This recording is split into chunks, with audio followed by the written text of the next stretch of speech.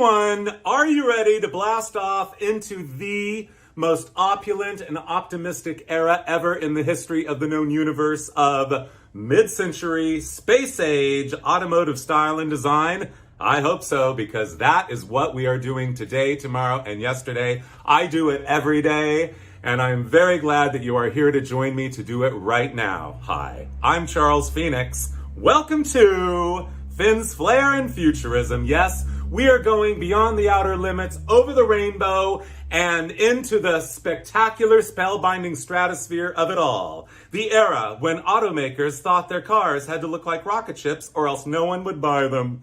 So my love affair, you guys, with classic cars goes all the way back to, like, seriously, the day I was born. So I always say I was born on a used car lot, but I wasn't. Here I am. This is my dad's car lot, Ontario, California. I think I'm about 11 years old. The year is 1970. I guess it would be 73. Anyway, so yeah, I used to go there every Saturday when I was a little kid and get in and out of every single car on the lot. And by the time I would pretend to drive them, of course. I'd be like, make transmission sounds, you know, and then an occasional art for stopping. I know. Don't you love it?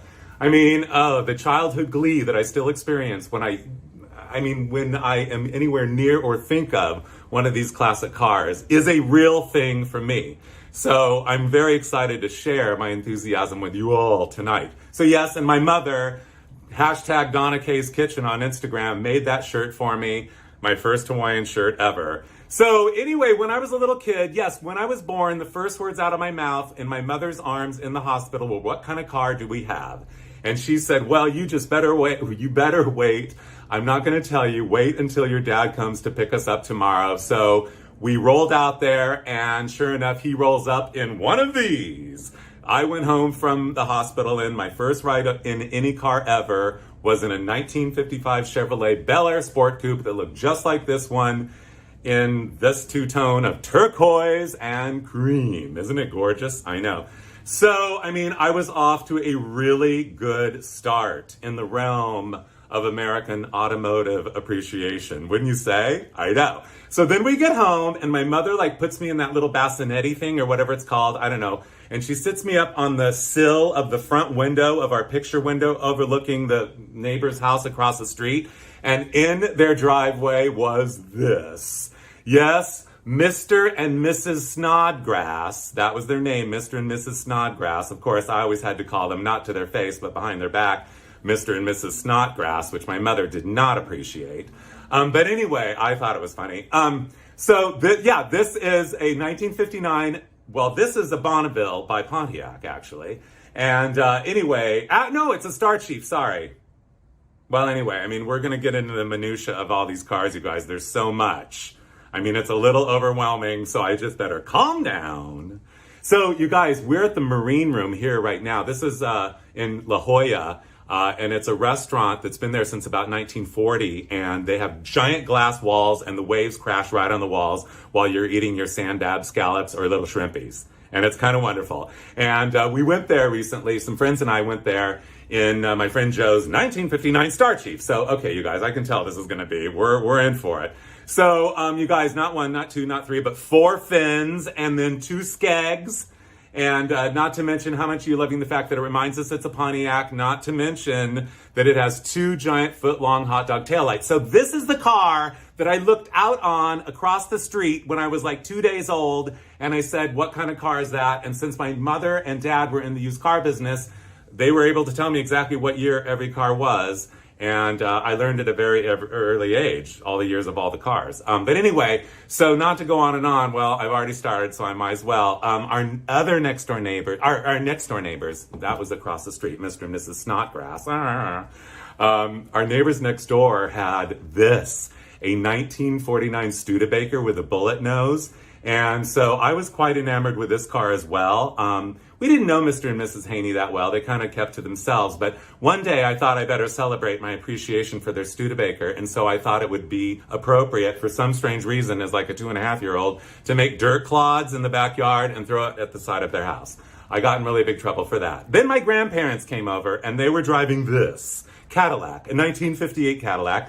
It wasn't actually this 1958 Cadillac. This is the Cadillac that I saw on Retro Row in Long Beach, owned by Nick, the owner of Sneaky Tiki. Don't you love it? Don't you love those fins? I know. And as a general reminder, right up there on the fin, it says Cadillac. But anyway, and by the way, my grandparents' car was not a lowrider. Well, actually, it kind of was, because their 1958 Cadillac had airbags. My grandparents' Cadillac had airbags, yeah, because in 1958, General Motors had an option of airbags on several of their cars. So anyway, I remember when I was a little kid, they had to go out to the garage, and the car would be down on the ground practically, and they'd have to start it up and wait about 10 minutes, and the car would come up little by little, and when it came up to the appropriate height to be able to back out of the driveway, they backed out of the driveway, and off we went.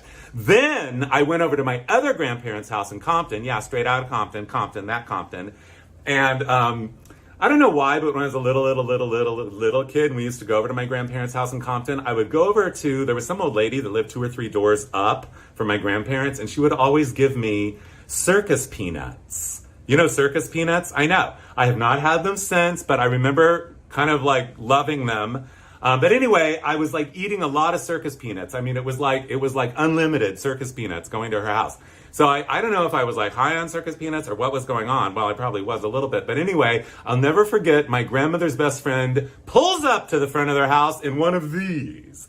Yes, it is a 1958 Buick Special. And special indeed I thought it was. I mean, I stood there like intoxicated and experiencing a sugar high from those circus peanuts and about to turn the color of them like macaroni and cheese. I know, don't you love macaroni and cheese?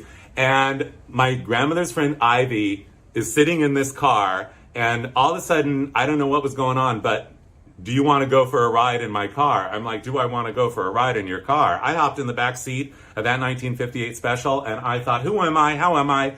Who am I? How am I? And how did I get here? I was fine. I was really fine. I mean, I was flying high into the outer space of the excitement of the realm of it all, because you guys look at those taillights. Look at all that chrome trim. I thought I had literally died and gone to heaven, or that I was going to outer space in a rocket ship. I did not know what, but I know that I was so thrilled to be riding around. And right on the back of that trunk, it says SPECIAL, Special. It is a Buick Special. And anyway, and all that trim on the side and everything, and that big swooping piece coming down from the front fender. I mean, where do we begin to behold the glory of the 1958 B58 Buick? I know. And then, when I was a little kid, actually, right before I was about to turn 8 years old, we were looking for a house to move in, and finally, we went to see this house, and I'll never forget, I ran up the driveway, and I ran up the driveway of the house, and all of a sudden, just as I was driving, a knothole in the fence caught my eye. And it was like glowing light from the afternoon sun. And it pulled me there. And I ran right to that knot as my mother and dad were looking at the house. And I looked through the knot in the fence, and what did I see sitting there in the next door neighbor's driveway? This. It is the all-new for 1958 Coupe de Ville by Cadillac. So immediately I thought, oh, this must be a rich neighborhood. I turned to the real estate agent and said, in front of my parents, we'll take it. So anyway, they actually did end up buying that house. But anyway, this is not that house. This is at the Wisconsin. No, sorry, Wisconsin. Sorry, Minnesota. Sorry, Minnesota. This is the Minnesota State Fairgrounds. I was there a couple of years ago for their Back to the 50s car show, you guys, and it far exceeded my expectations. Where do we begin to behold the glory? Anyway, and by the way, they have big fat bacon. Don't you love that? But what I remember more than anything is 2 things about that day. So this car, this Cadillac, there was just something about it. It had such an incredible presence, and I saw it kind of driving around the distance all day, and there were so many cars everywhere. I really, really, really wanted to get an up-close look at it. And so, but it was like way over there, I'd see it. Then a couple hours later, I'd see it way over there. It was kind of moving around, and I was moving around, and I never quite could get to it. So finally, at the very, very, very end of the day, I saw it, and most of the cars were gone, but me and my friend were there. We were just like, we couldn't get enough, so we just stayed all day. And anyway, so I saw it driving at the end of the day, way over in the distance, and I ran after it. I just thought, I'm going to sprint after that car. I really want to see that Cadillac up close. And all of a sudden, as I'm running to it, in the distance, it stops. The people get out of the car and open the hood. It broke down right in front of me. So I was able to catch up with it. Anyway, so my friend Joe, who knows everything about cars, was able to like fix the little minor problem that caused it to stall or whatever, and they invited us to take a ride, and what a wonderful time it was. Classic car people are so wonderful. I know. Speaking of classic car people, speaking of the 1959 Cadillac, it is considered by many to be the ultimate outer space age, classic car of all time. And, we cannot deny that those fins are spellbinding, hypnotizing, and mesmerizing. Where do we begin to behold the glory? This really happened. You are not imagining things, you guys. In 1959, this was your new Cadillac. This is actually one of the top of the lines. This is the Fleetwood 60 Special. Yes, indeed it is. It has a little extra side trim on the side there. And those taillights are like flames, aren't they, you guys? I know. And don't you love those big exhaust pods there? That rear grille, that graceful roofline. Here's the front of the car right now. Yes, it has like 2 or 4 of everything. It has double or quadruple of everything it absolutely needs. I mean, this is optimism. This is opulence in the era of the space age. This is beauty. This is grace. This is style. This is, hi, how are ya? How do you do? I know. I love all of the trim, 4 headlights, 4 parking lights, like 2 grills, 2 bumpers. I mean, I know. And not to mention just the sheer excitement of it all. I know. And don't you love down on the rear door there's an extra little, air scoop applied there. Fake, but just for fun, for your pleasure. So then, enough about 59 Cadillacs right now, you guys. I mean, but let's not ever forget to realize the realm of the reality of them. I mean, forever and always a mid-century modern masterpiece, as is every single car we're talking about today, including this. So then on my 8th birthday, it was my 7th birthday actually, we were going to go to Disneyland, and my Aunt Karen was going to come over and pick us up at our house. So I'm waiting there all day on my 8th birthday, like outside, waiting for her to arrive. And my mother's like, I don't know why she's an hour late. I don't know why she's 2 hours late. I don't know why she's 3 hours late. I don't know why she's 6 hours late. Finally, it's dark. I'm like, why don't you call her and see what happened? So finally, she arrives, and my cousins and everything in the car. It was a 1959 Ford, just like this one, a Fairlane 500, Galaxy 500. I'm tripping all over the model names, but a Fairlane 500 Galaxy is what it was. So, I mean, I love that Texas Longhorn styling. I better calm down. I think I better take a drink, you guys. So should you. Cheers. Okay, here we go. Don't choke on this.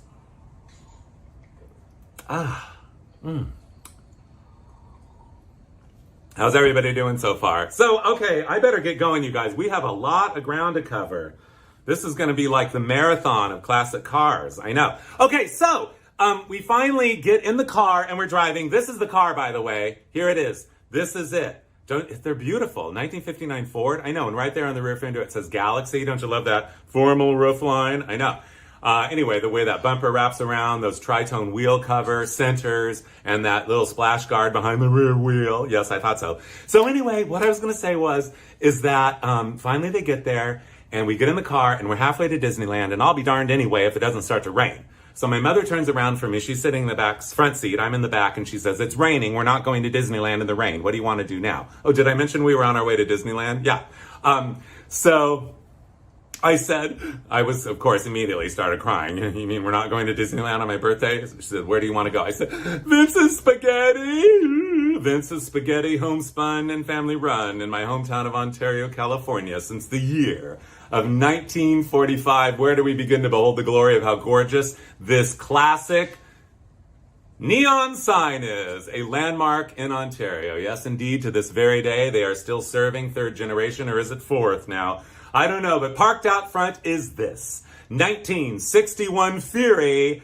So, I've always kind of liked the underdog cars, and the 1961 Fury is one of the great underdog cars of all time. Here is a better look at it now, you guys. First of all, we start with that absolutely spellbinding roofline, that sky-high rear window, that C-pillar that comes back in on itself a little bit, that giant front fender that kind of comes in a little bit and then swoops back and then explodes into a little bit more trim and then whoosh all the way back, wraps all the way around, acknowledges center trunk, a little mini finette, you guys. Yeah, there's a little mini finette in the middle, and those taillights, I know. Absolutely gorgeous. Where do we begin to behold the glory? Rare, rare, rare, rare, rare. And it's because, well, maybe back in the day, some people were like, thought they couldn't quite grasp the, the beauty of this very unusual front end. I know. So this reminds me, I've always been into 61 Plymouths. I love them because, as I said, they're underdogs. And so I'll never forget, in about 1987, I was looking through what was then the version of Craigslist or Facebook Marketplace. It was called the Recycler. And I saw one for sale, and it said $3,500, original owner. So I go over there, and I said, I'll take it. And it belonged to a woman named Wilma White. And the car was white with a red interior, and she was a nurse, so I thought, how appropriate. And I got the car home, and I drove it home. I parked it on the hill in front of my house where I live. I live on a street on a hill like that. So I parked it out there, and I kind of didn't realize the car didn't have a park gear. And so as I'm sitting I'm leaning on the back of my couch like this, admiring it through my picture window. All of a sudden the car goes, and then it loses its ability to stay put on the hill and rolls down, and it makes a 90-degree turn and basically broadsides backs into my neighbor's Volvo. So I'm like, oh no! So I race out. I don't even go out the back door. I went out the window. The picture window had an opening. I ran out the picture window, and I didn't know what to do, so I just got in the car and drove it up to flat ground, the whole time going, I ruined my car, I've ruined my new car, oh my God. And I get out of the car, and I go to the back side of the car, and it was in perfect condition. Not a scratch! Too bad I had to buy my neighbor a new Volvo. Anyway, another exciting feature of the 1961 Plymouth, you guys, is, don't you love that dash? Those two pods up there looking at you and everything. Push button controls on the left and the right. That clock in the middle at 6:10. Well, it's probably always 6:10. Car clocks rarely work. But you guys, that steering wheel, clear with gold glitter. Clear with gold glitter. I know. So, honk, honk, honk, honk, honk, honk. Here I am in 1989, probably. I remember this was a car show in Carlsbad. And no, that wasn't a mullet. It wasn't trimmed on the side. Anyway, I'm wearing a 1961 Plymouth t-shirt, so I'm just showing you guys that I am no fly-by-nighter when it comes to classic cars. This has been a huge part of my life. So anyway, this was a 1960 DeSoto that I was striking a pose next to, and the most exciting feature of the 1960 DeSoto is this. Those beautiful outer space age optimistic taillights, you guys, that finish off this flaring fin that comes all the way from the front of the car. You guys, where do we begin to behold the glory of the shape of those taillights, the prominence of those taillights, the importance of those taillights, and the sheer excitement of those taillights? They're taking you places. And by the way, you can really see them. They're really sitting up there. Each one has a little piece of trim on it. You see those 3 little pieces of trim? I know. Oh, you want to talk about taillights? You want to talk about DeSotos? Fine. This is the 1958 Fireflight by DeSoto. I bought this car a couple and a half years ago, I guess, maybe 3 years ago now. Anyway, and I was going to drive it home from Austin, Texas, but, the night before I got in the car to drive it to a little car party, and, I lost the brakes. It happens with old cars occasionally. You think the brakes are going to work, but they're not. First thing you have to look at when you buy a car, you guys, the first thing you have to inspect are the brakes. So anyway, I lost the brakes, so we had to trailer it home. So here it is, posed in front of one of our favorite, if not the all-time greatest automotive supply shop. How much do we all seriously love Manny, Mo, and Jack, you guys? I know, but we're not talking about Manny, Mo, and Jack right now. We're talking about taillights on the DeSoto, not to mention that sweeping side styling. Yes! I got really lucky. This is a survivor class car with just 30,000 original miles. I love the shape of the back window. I love the way that sweeping side spear just goes down the side of the car, and all of a sudden, let's accentuate the tail fin, whoosh, and up it goes. Dual rear antennas and triple tower taillights. I know. And you guys were in front of the doghouse in, New Mexico. Albuquerque. Hello, Albuquerque, Route 66. So we actually took mostly Route 66 home, you guys, and I'm kind of mixing up the order here, but in Texas, we went to Underwood's Barbecue. I think that's what it's called. I hope I got that right. Anyway, on the side of the road, there was this big giant neon sign in one of these Texas towns that we were driving through, and I'm like, pull the truck over. We've got to eat there. So we go inside, and of course, it's like this buffet where you point to what you want and they serve you. So classic. I mean, I thought I don't know. I was like living in a parallel universe for a minute. So this is what I had to get. Like, I don't even know, like, let's start on the left there. Potato salad and coleslaw mixed together as one. I don't even know, but I think that's what it was. Mashed yams and or sweet potatoes. Then there was like green beans, barbecue beans, pickled okra and pickles, extra barbecue sauce, and a big slice of cow with a little barbecue sauce on. And in order to cut down, no Coca-Cola for me, no soft drinks, oh no, a big tall glass of water. And boy, was it good, I will tell you, yes, it was. And then they come around, they give you like cornbread and bread and all and other, I mean, it's like, just bring it on, bring it on. No, when you're on the road, there are no food rules, you guys. Okay, so I gotta tell you, if you do Route 66, which I cannot recommend, I mean, it is among the absolute pinnacle peak of American road trip experiences, if not the ultimate. Indeed, Route 66 goes from Chicago to Los Angeles, and it is known as the Mother Road, and there are gems along the way in a series of states of decay, but it is what it is, and we see through, well, we look through the layers of time and we find the beauty. That's what we do. That is what we do. And I found some real beauty here at the Blue Swallow Motel in Tucumcari, New Mexico. It opened in the year of 1940. The sign came a little later, but look at the Blue Swallow with that twig of leaves, that beautiful font that says Blue Swallow Motel, 100% refrigerated air, vacancy and TV. Out front to greet you, a 1957 Hudson Hornet Hollywood in white, mint green, and emerald. And these are the proprietors. Actually, I believe they have now sold the place, and some other proprietors are there. But I wish that I remembered their names. They were wonderful, wonderful people who really worked hard to keep that motel going, and it's still going strong, and I cannot recommend it enough. The Blue Swallow Motel, you guys, in Tucumcari, New Mexico. You want to see the front of the DeSoto? There it is. Sorry, I have to take a little drink.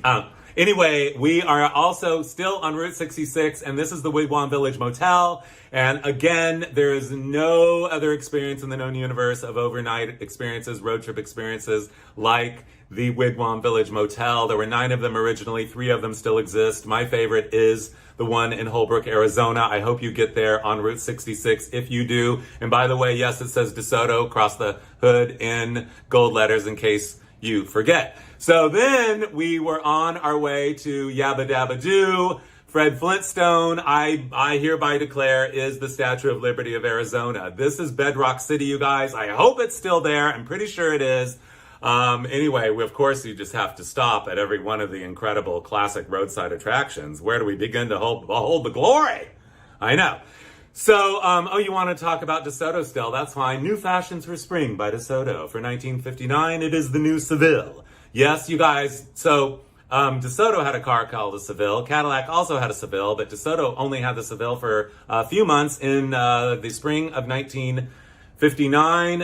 Or was it 60? No, 59. They offered a very special edition, spring edition DeSoto, and this woman was here to twist a hip and tell you about it. Anyway, I know I love her outfit so much. That suit, that 3/4 sleeve, that fitted waistline, those big giant buttons, not to mention those mid-arm length gloves. I know. Like, let's have a moment for her. Honey, you're gorgeous. You look amazing. You should go out like that every day. I know. And here it is right now. This is the spring special 1959 DeSoto Fire Sweep Seville in periwinkle. But you guys, as if that is not enough, I know you love that big giant check mark on the side and the triple tower taillights. Look at the interior of this car, you guys. It's called Bahama Cloth. and we might as well get it out in the open right now. I mean, how much would you like to be a passenger in the back seat of that car so you could stare at the checkerboard and stripe? I know. This is the most outrageous, over-the-top interior of any car ever designed in that era. This is, I mean, to me, it's pure, like, heaven on earth, and it makes my spirit soar just looking at it. It's like you're engulfed in, like, just, well, checks of turquoise. How much do you love it? Rare, rare, rare. These cars are so rare you can't find them. But, you know, occasionally some have survived. Blessed to Soto for making seats that let you step out like a lady in 1959, Chrysler Corporation, which, by the way, was Plymouth, DeSoto, Plymouth Dodge, DeSoto, Chrysler, and Imperial, by the way. They invented swivel seats, so you could actually just swivel out of your car like that. And this is the 1959 DeSoto Adventurer, and there is one right there. That was another very special edition, what we call a halo car, top of the line, extra trim over the top like no other car on the line. This car had gold trim on it. Isn't it beautiful? I know, and those two antennas on the rear, the gold center wheel covers. I was at a party in Palm Springs. This is not my car. I was just pretending that it was. Yes, sometimes it's fine just to pretend. And basically, classic car people are always so nice and everything. If you just say, I want to drive your car, can I sit in your car? They'll probably say, yes, please. This is my car. This was basically my first classic car, 1959 Plymouth Belvedere convertible. I got it when I was I think I was 22 years old. I was driving down the street in Los Angeles, and I saw it sitting there. I made an illegal U-turn, pulled up behind it, put a note on the window. The next day, the guy called me. The next day, I was at the loan company getting a loan to buy this car, and I think this was taken before I learned how to smile. Either that, or it was the moment when I realized that the convertible top cylinder had sprung a leak, and the brake fluid that's inside the convertible top cylinder had absorbed all into my back seat, ruining the entire back seat. But, you know, old cars, what are you going to do? Yes, here I am. This is Christmas of like 1985, I guess. Maybe 86. Anyway, but yeah. I love that car. I wonder where it is now. Yeah, that was a great experience and a great introduction into the wondrous realm of classic cars. This is one of my cars now. You say, what kind of cars do you have? I have this one. This is a 1959 Sport Fury by Plymouth, top of the line. I love the big thing on the trunk. People don't know whether to call it it's not really the tire in there. It's just a decoration, but people don't know whether to call it a toilet seat or a bird bath or whatever. Also, the big medallion on the side of the fin. Very glamorous, I know. So I've always loved these cars, and I've spotted a few throughout my life. There were actually two in my neighborhood where I live. One was a mint green one, all beat up, driven by a goth guy. And he only went out like after midnight, only while the sun was down. And so I would see him like late, like driving up his driveway or whatever. And I was like, oh, I was kind of scared. And then there was this lady in my neighborhood, this old lady, and hers was all white and it was all beat up. Not one panel or piece of trim didn't have a ding in it or dent. So I used to see her and everything, and I would go, there she is, there she is. Finally, one day I caught up with her at Trader Joe's, and I said, excuse me. She goes, yes, it is my car. And I said, can you tell me the story of it? She said, well, in 1959, I was engaged to marry a prince. And I told the prince, I said, I will not marry you unless you buy me a Cadillac. And so he said, fine, let's go to the Cadillac dealership, she told me. So she said they went to the Cadillac dealership, and the Cadillac salesman showed them every Cadillac they had. And she said, the Cadillac I want isn't here. And so the dealer's like, well, we have all the models. That's impossible. You said you wanted a Cadillac. These are all Cadillacs. She said about that time, a 59 Sport Fury drove by on the street in front of the Cadillac showroom, and she said, that's the Cadillac I'm looking for. So the prince went and bought her the Plymouth, but they never married. I don't know, I didn't ask him any questions. Wigwam Village in San Bernardino, one of the other three that still exist. This is a 1959 Plymouth power car made by the Power Car Company of Mystic, Connecticut. And where do we begin to behold the glory of the little mini 59 Sport Fury? Each one of these is a treasure to behold. And in its day, and still now, I think, the ultimate child's toy of its time. You could actually drive it around. Here's a 1958 Cadillac, convertible, top up. And a little mini 58 DeSoto Adventurer. How adorable is that, you guys? I know. So large or small, which one for you? Speaking of the little power cars, here's another one, the 1959 Thunderbird. Isn't that a beauty? I know. And look at the glory of the 1959 Thunderbird by Ford. Yes, the first personal luxury car ever. I mean, we could spend like hours going over every single design feature of this car, but the most exciting design feature is divine. And that is the optimism of those exhaust pods that the back fender takes the shape of, the rear of the car. I love that cutout center down the middle of the trunk, and then those 4 tail lights there as like afterburners. I know. And the little finettes and everything. I will never forget, my friend Glenn, back in like the 80s, had a 59 Thunderbird. The car's name, not my friend's name, was Glenn. His car name was Jennifer. So we were driving Jennifer to LAX or something. And we were on our way to LAX, and I'll never forget the turn signal indicator like came out of the steering column and fell through a rust hole on the floorboard and I turned around because I heard, because it was scraping the asphalt going 65 miles an hour on the 405. Yeah, we were going 65 on the 405. Anyway, and I turned around and there was this giant plume of sparks behind the car, like more than 60 feet worth of sparks. And I was like, uh-oh. So he reached down and he picked it back up and he like screwed it right back in the steering column and went, oh no. Yes, the interior of this car was special in every way. I mean, you guys, bucket seats, the first real bucket seats in 58. There were a couple others, but anyway, but the first floor shift console, you guys, of any big full-size American 4-seater car. How much do we love bucket seats and floor shift consoles? And right there in the middle is the power window switch and everything. I mean, Thunderbirds are in a class all by themselves. And here, speaking of the mini cars, the power cars from Mystic, Connecticut, here is a group of Shriners. Can I just say thank you to the Shriners for like putting on your fezzes and ordering a whole big giant order of the little mini like 1964 Thunderbirds. I know. Where do we begin? Yeah, feast your senses on this. This happened. This is what I'm talking about. The mood is up. Prosperity rules and the standard of living is flying high. My grandmother also had this car later on, a 1962 Thunderbird. Only hers wasn't a convertible. You can see the steering wheel is off to the side there. It had a swing away steering wheel. So when you turn the car off, you could push it to the side in order to ease your exit and entrance of the car. I'm not sure if it really served that purpose. But anyway, this is actually not my grandmother. My grandmother would never ever stand like that. She was far too poised, proper, and dignified.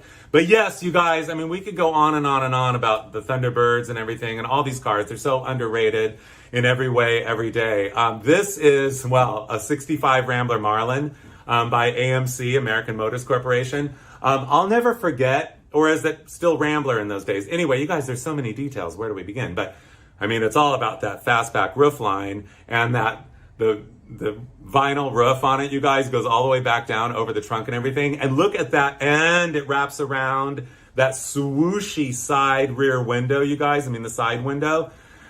Talk about a glory to behold, you guys. The 65 Rambler Marlin is almost too much to take, isn't it? I'll never forget the day when I was probably about 6 years old. My uncle called and said, my girlfriend's coming over to visit you, his new girlfriend. We'd never met her before. So anyway, so she pulls up in this car in this color. Well, pretty soon here comes my uncle in another car. And before he went in the house, I was outside admiring the cars, of course. I said, you better marry her because she has a Rambler Marlin. I know. So anyway, here is my mother, hashtag Donna K's Kitchen on Instagram. We're in the 80s now. And of course, I have had, since I bought that classic car when I was 22, the 59 Plymouth, I have had a classic car or 2 or 3 or 15 or whatever ever since. I am addicted. Anyway, it's okay. It's a good addiction. And this was a car that I had in the 80s, among several, 1957 Custom Royal Lancer. Yes, this is the swept wing Dodge, you guys. Where do we begin to behold the glory? The entire lineup in 1957 of the Chrysler Corporation swept the industry. And, I know, isn't it gorgeous? How about those fins sitting up there, white trimmed, that two-tone paint, that roof line, everything about this car is exquisite. I love the salesman there trying to ignore those 2 other people who look like they're having a love affair or something like that. I love the crisscross in the background. That's an interior design cue that we could follow now, you guys. And the picture there of the front of the car. Now I think the front of the car is ready for its close-up. Here it is right now. This is not me, but it could be. I would never be above sitting on a, well, what is he sitting on there? I don't know. Whatever it is, it's invisible. Maybe he's doing a magic trick. I don't know. But anyway, he's an illusionist. But I love the front of this car, you guys, and let it, because, you know, those shark teeth, I know. And let it not go unnoticed that this car wants to have 4 headlights, but only has 2, because in 1957, all states had not approved 4 headlights on a car, so they tried to pretend like they had 4 headlights so they could look oh so modern. The rear of the car, those fins come to a delicious finish, an antenna there, kind of cockeyed. I know, the emblem on the fin, the two-tone paint, those beautiful taillights, and this car is so wonderful, it has a security guard.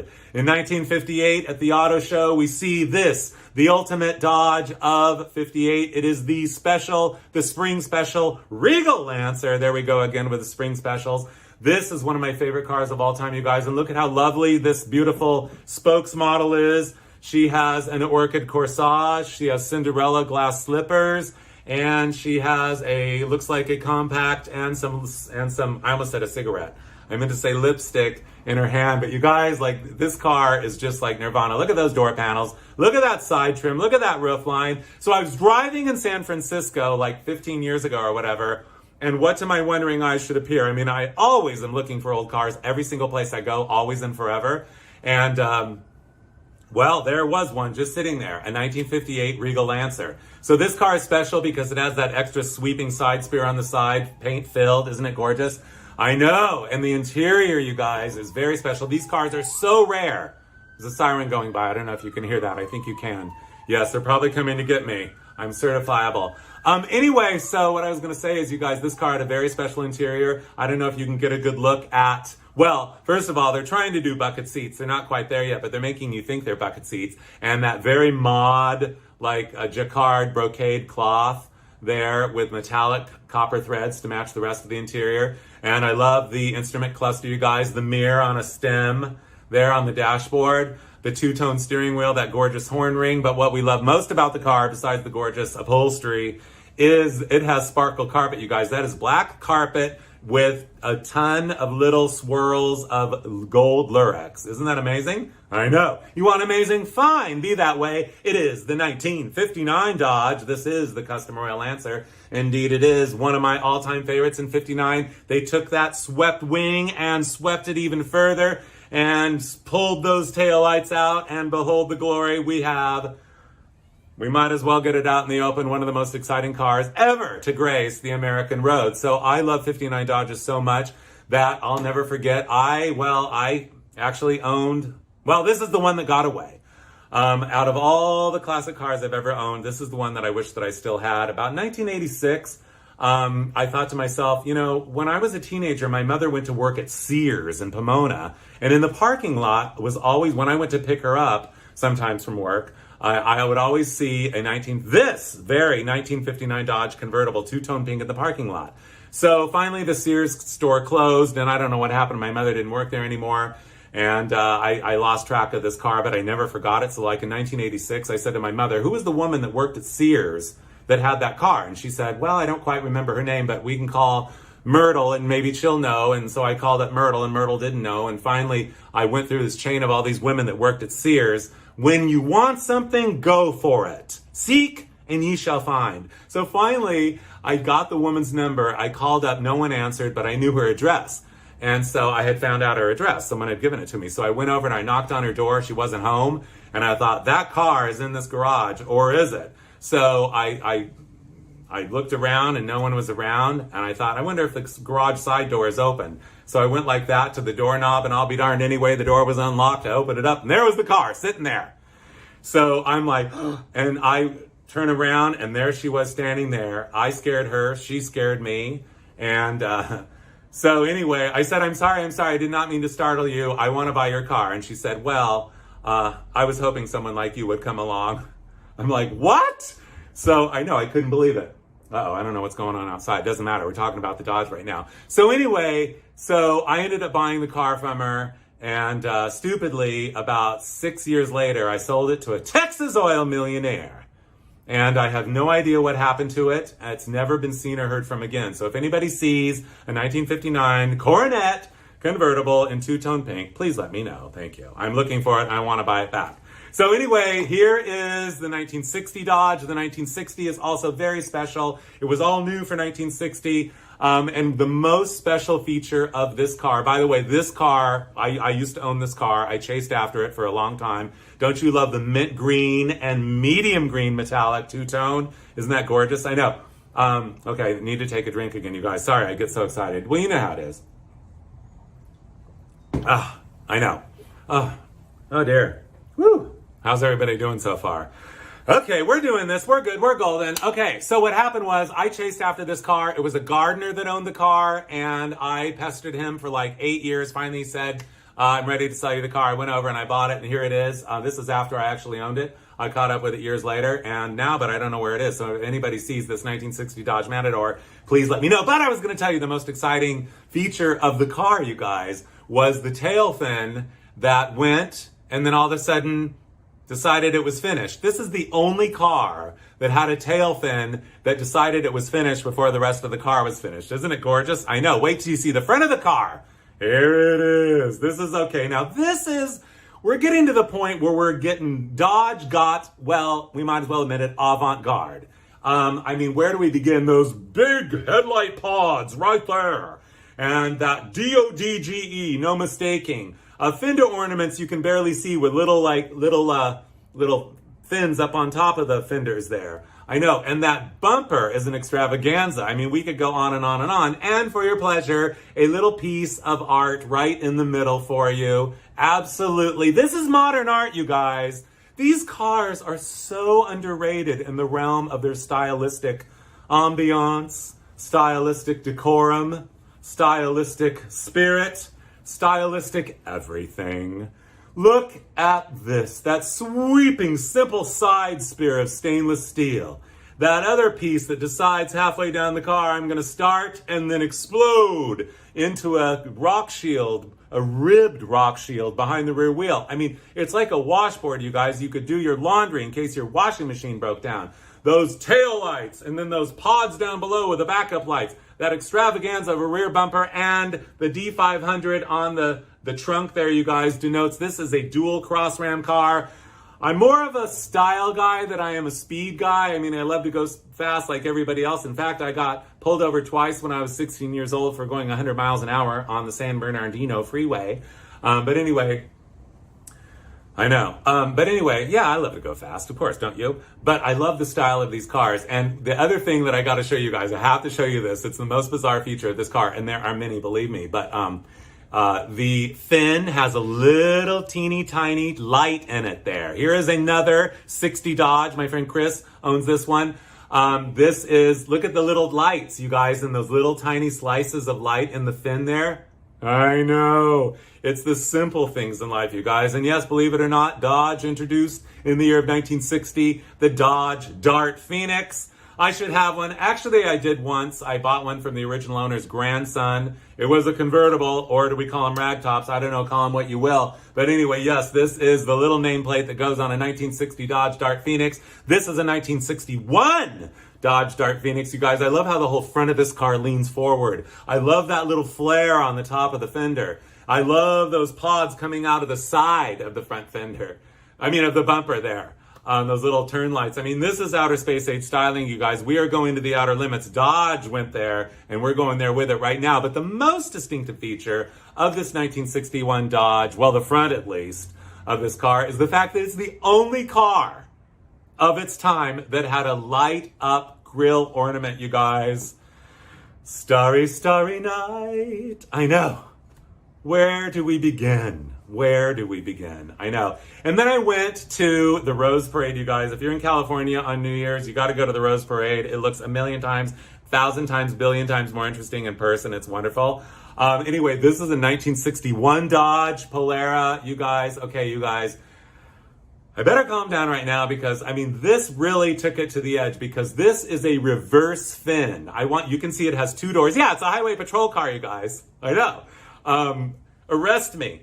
Anyway, what I was going to say was, though, you guys, this is the car where the fin went backwards. I mean, this angle does not accentuate it as much as it actually is, but you can see that wraparound thing that the taillight is in there. That is actually a reverse fin. It gets taller as it goes closer to the back door of the car. Isn't that gorgeous? I know. I just love the optimism, you guys. I mean, that's what this was about. These cars were aspirational. I mean, they kind of really, really, really went for it. They gave us these fantasies on wheels that just gave us all hope and a sense of a better future. And I love the motif. I love the style guide of a better future. You're looking at it right here. And then those taillights coming out of there, you guys. I know, where do we begin? 1955, Dodge decided that it would be a good idea if they had a car marketed for ladies only called the La Femme, so they did. And anyway, so, well, this guy came to one of my slideshows like 20 years ago, and he said, I have a Dodge La Femme. Here's my number if you ever want to come over and see it. I took his card, and 17 years later, I called him back. Honestly, 17 years later, I called him back. And then I got over at his house, and I said, why didn't you tell me you had an Art Deco streamlined modern house to match your car? And he said, well, you didn't ask. I said, well, I would have come a lot sooner. But anyway, here it is. Yeah, I know. So this is my friend right here, and a really super amazing, brilliant guy. And look at that house. I know. That's a masterpiece too. And the Dodge in the driveway. So the 1955 La Femme came with a lot of different accessories. Well, several different accessories that came with the car for ladies. It came with an umbrella, and it came with a raincoat, and it came with a purse. So when he took me for the ride, I said, do you have the raincoat? And he goes, no. Do you have the umbrella? No.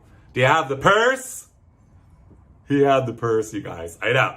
So anyway, Brian is my friend's name, and Brian Cotton, as a matter of fact, like polyester.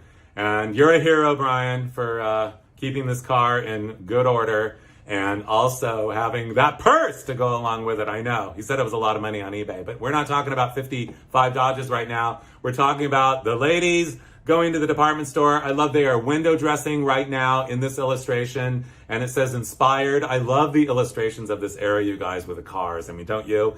I know this is a 59 Oldsmobile 98 sports sedan, that wraparound roofline. I mean, it is that's what we call the flat top, the pancake roof, or the patio top. It's all glass. I mean, this car is an extravaganza extraordinaire of the highest order. That two-tone paint is actually the exhaust coming out of two rocket ships on the front of the car. But what I love about this car is the woman sitting in the car. First of all, they're all looking at her, and she's looking at that crease right through the fold of the center of the brochure there, going, why did they have to put a line in the middle of the back of my car? Well, I don't know, but here is the front of the 59 Oldsmobile, you guys, and it has wide set headlights, 4 of them, and that little parking blinker winker in the middle. And you can see on the middle there, it says 88. This is an 88, and those fender ornaments, that's what that exhaust is coming out of. I saw this car on the side of the road in Tennessee, and of course I slammed on my brakes immediately, because wouldn't you? I know. Anyway, it was $10,000. I did not buy it, but I should have, because it was really nice. Anyway, this is a 1960. I'll never forget Oldsmobile 98. It says Oldsmobile all the way across the back of the car. And I love that thin, that very thin, fine rear bumper. You guys, this actually has to be the thinnest bumper on any car, any full-size car of its era. And those taillights that come to a squeeze side to side. I mean, this car is widespread, isn't it? Oh, you want a 61 Oldsmobile? Here it is now. I mean, I don't know whoever drew this. I'm not sure if they drew it on a paper bag or what, but I am sure that this is such a beautiful car, you guys. Look up 61 Oldsmobiles. They are so amazing. I love the expression on the guy's face. I think he's lost. And the lovely lady in the car has the map. She's going to guide him to where they need to be going. Clearly, he's a little too frustrated. Well, either that or he's overwhelmed by the extreme sheer beauty of the car. Look at those taillights. Look at that tail end. I know. Look at those skegs. It has fins on the bottom, you guys. 61 Oldsmobile. Oh, you wanted to talk about 58 Oldsmobile. This is a 98. This is one of my favorite cars of all time, you guys. More is more. Go for it. Just pile it on. Let's do it. Let's be big. Let's be bold. Go big or go home. Anyway, so yeah, 58 Oldsmobile. I found this car driving in Reno, driving around. I'm always looking for old cars everywhere I go, no matter what, no matter where I'm going. And anyway, I saw a garage door partially open, and I saw the rear bumper, and I saw those 4 backup lights, and I said, hold on one second. Okay, we're back. I said, I knocked on the door. I said, I never say, is the car for sale? It's always, first of all, I'm an out-of-towner. And then is when and if this car is ever available for sale, I'd like to be the buyer. That's a nicer way to say, is a car for sale? Anyway, because they're just going to say no. But anyway, so they said that was our grandmother's car. It has 50,000 miles, and I gave them my number, and they called me a year later. I got it. I ended up selling it to a guy in Wichita, Kansas, who still has it to this day.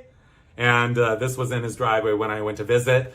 And another friend of mine in Wichita, Kansas has this 1958 Oldsmobile. But the reason I'm showing you this in front of a dead mall in Oklahoma City, I was at a car show there, and he shows up, is I wanted you to see that extreme level of trim that comes around. It's like eyeliner, you guys. It comes from the front headlights. Oldsmobility of 1958, where do we begin? All this trim. And then, of course, everybody always made fun of all those rows of trim on the rear quarter, you guys. I mean, to me, it is just, well, it's happiness. It's optimism. It's blessed. It really is. This car is magic. It's meant to make us happy. It sparkles. It glows, it blings, it catches the light like a jewel, isn't it? I know, and it is a fine jewel. Here is the front of the car. This is a different car. This is actually a car that I bought, Oldsmobile spelled out. I love those 2 parking lamps on that giant bumper. I mean, they're like lanterns, aren't they? I know. But anyway, this is the car right here. I bought this, I bought this car from the original owner with 40,000 miles. It's about probably 30 years ago in Long Beach. I called up. It was Friday night. I was looking through the recycler, the then like Facebook Marketplace, this newspaper, and it said 1958 Oldsmobile, 88 Fiesta station wagon, 40,000 original miles. I got on the phone that second. A little old lady, hello. I said, I'll be right there. 40 minutes later, I'm there. And I knock on the door and she goes, well, do you want to, it was parked out front of her house. And she said, do you want to test drive it? I said, sure. I said, you going with? She said, yeah, let's go. So she hops in, I hop in, I get behind the I get in the driver's seat. I throw it into gear. We're going around the block. And the entire dash of this car is chrome. I pushed the cigarette lighter in and I guess it hadn't been pushed in a while. I don't know why I was testing the cigarette lighter to see if it worked. So I looked down and the entire chrome dash was like orange molten lava. And I'm like, oh, and I didn't know what to do. So I had no choice. I reached down with my bare fingers and like clicked it out of the on position. And anyway, I didn't say a word. And I looked down a couple minutes later and it all had returned to perfect chrome. No more orange molten lava. Anyway, so I ended up buying the car and then it wound up going to some fine folks in Wisconsin who restored it beautifully. This lavender, yeah, it was lavender, 58 Oldsmobile. Where is it now? I wonder. This 1958 Oldsmobile has a special story. I was at the Pomona swap meet, classic car swap meet one day, and I was looking through ads, and I held up this 58 Oldsmobile 98 ad, and I said, out loud, I was all by myself, I said, I want one of these. And someone like next to me goes, really? You want one of those? I'm like, yes. And, these cars are not easy to find, you guys. So they said, well, we know where one is. It's in Arcadia, and it belongs to, well, we know that it's the original owner, and the man is a painter, a house painter, and they're in Arcadia. So, and you better get there before the mailman does, because he wants it.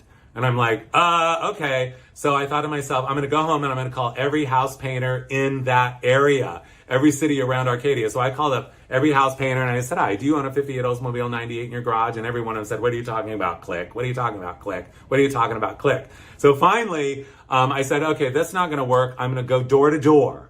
So one Saturday morning, starting at 9 a.m. in the city of Arcadia, California, I thought I'm going to just go door to door all day long until someone says, yes, that is our car in our garage. So I was only going to houses that were nicely painted because I thought if you were a house painter, you'd have a nicely painted house. So I got to about 17 houses. After about 17 people like going, no, slam the door in my face, I thought, well, maybe this isn't going to work, and I gave up. So 25 years later, I go to a car show in Woodland Hills, and I get there, and clear across all these cars, I see this 5898 sitting there. I leapt over every car. I basically flew over, landed right in front of it. And I said to the guy, excuse me, I'm like, may I ask, where did you find this car?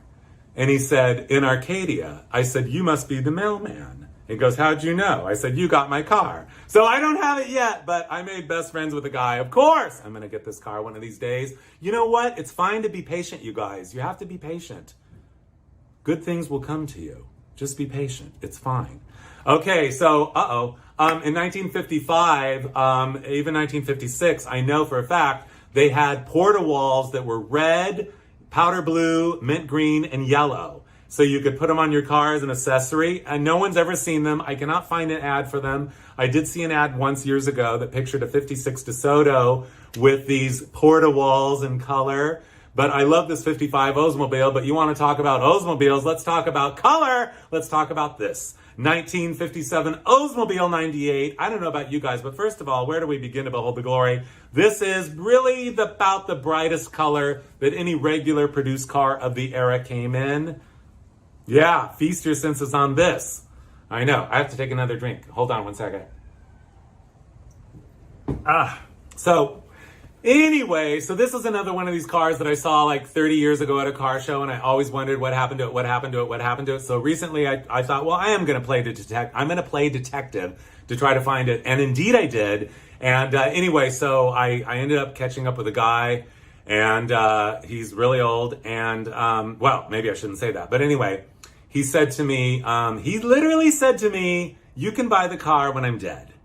So, like I said, I have patience, but look at it, you guys. Look at it as a symphony of spellbinding space age glory. Isn't it? I know. I love that sweeping side spear, the way it comes down from the door and then goes straight back and everything. And that the window, the three-piece window on the rear is absolutely unbelievable. So, so anyway, I also wanted to tell you this story of, speaking of 57 Oldsmobiles, which you just saw. So long story short, my friend was telling me when he grew up he was about 10 years old in 1957, and he was telling me that his dad came home one night and said, we have a brand new 1957 Oldsmobile out in the driveway. I bought a brand new car, and he said he bought it for the dad had bought it for his mother. So the mother goes out there and says, I'm never going to sit in that car. I don't like that car. I'm never going to get in that car. And anyway, so finally they forced the mother to get in the car, and she says, okay, I guess I like it. Unbeknownst to them, here comes the neighbor pulling up in this 1957 Colony Park with the fake wood on it by Mercury.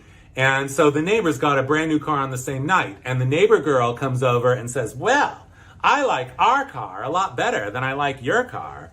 And my friend said to her, he's 10 years old, he says to her, I'm going to come over and look at your car. So we went over and looked at it and goes, yeah, well, I can see how you'd like your car better because it does have fake wood trim on it and everything. But our 57 Oldsmobile smells better.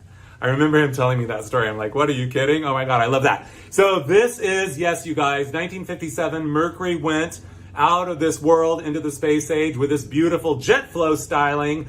I'll never forget I had a car just like this. I bought it from the original owner, only the colors were flipped. I called it the poodle car because the lady had shown poodles, and this was what she took her poodles to the poodle show in, is her 1957 Mercury station wagon. And in 1957, Mercury went over the top and out of this world, straight out of tomorrow, with their 1957 Mercury Turnpike Cruiser, it was called, with dream car design, you guys. Yes, indeed. So don't you love, you guys? Okay, first of all, we can talk about the car, but we have to talk about the view.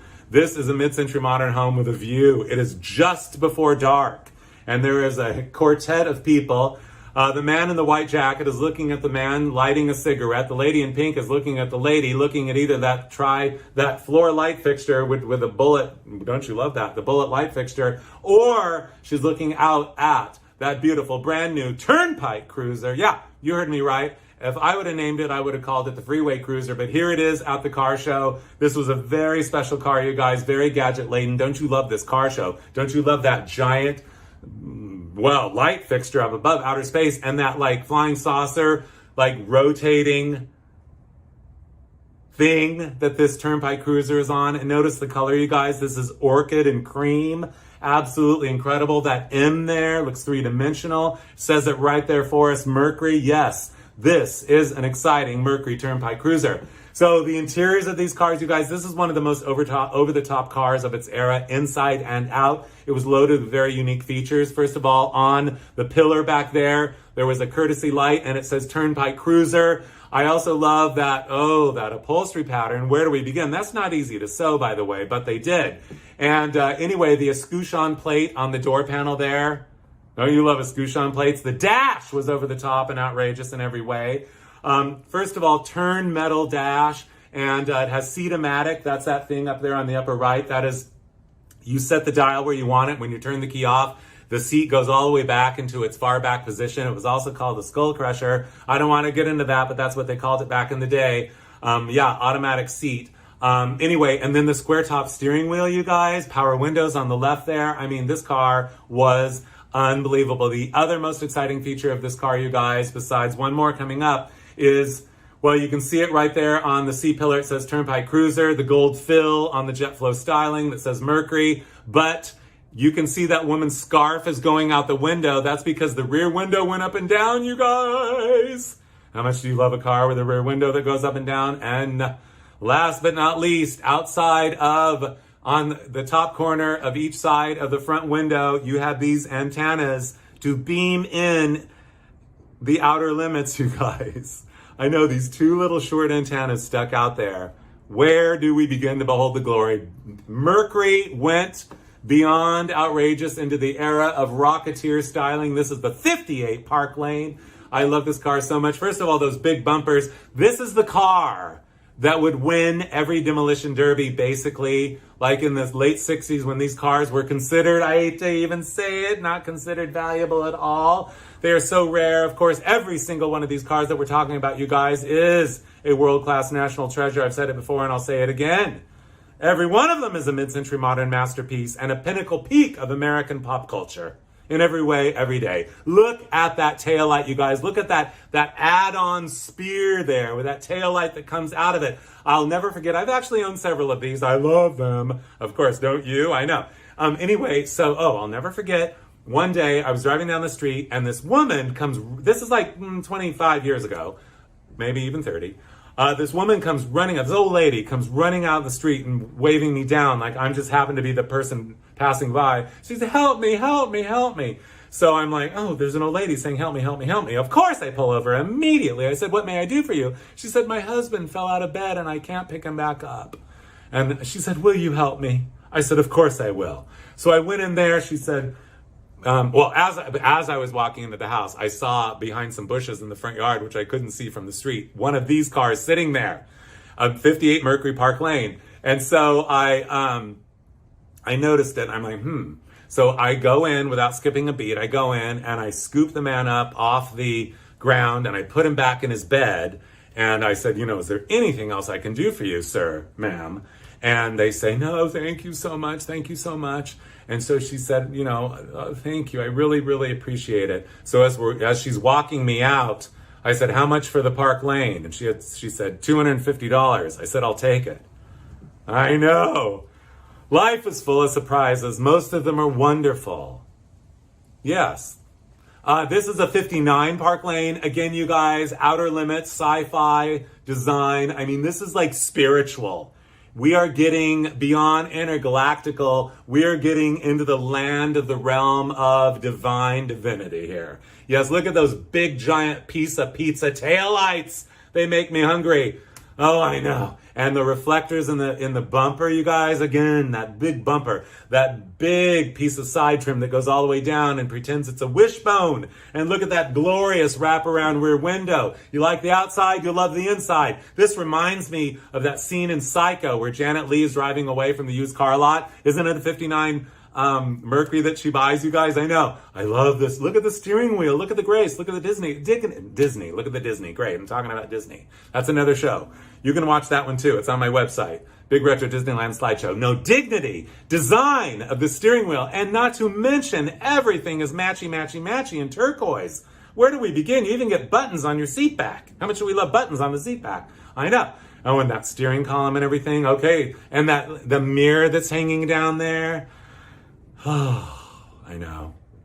This is a 1960 Park Lane. When I was a little kid, I thought those taillights looked like kidney beans. And anyway, this is a car that I saw 10 years ago, 1960 Park Lane. Look at that roof line. Look at that rear window. Look at that sweeping side styling. Look at those 3 hash marks below this rear side window. Or 3? No, there's 5. Boom, boom, boom, boom, boom, boom, boom. And all the way, the graceful trim that comes from the rear wheel well down all the way below and becomes a splash panel.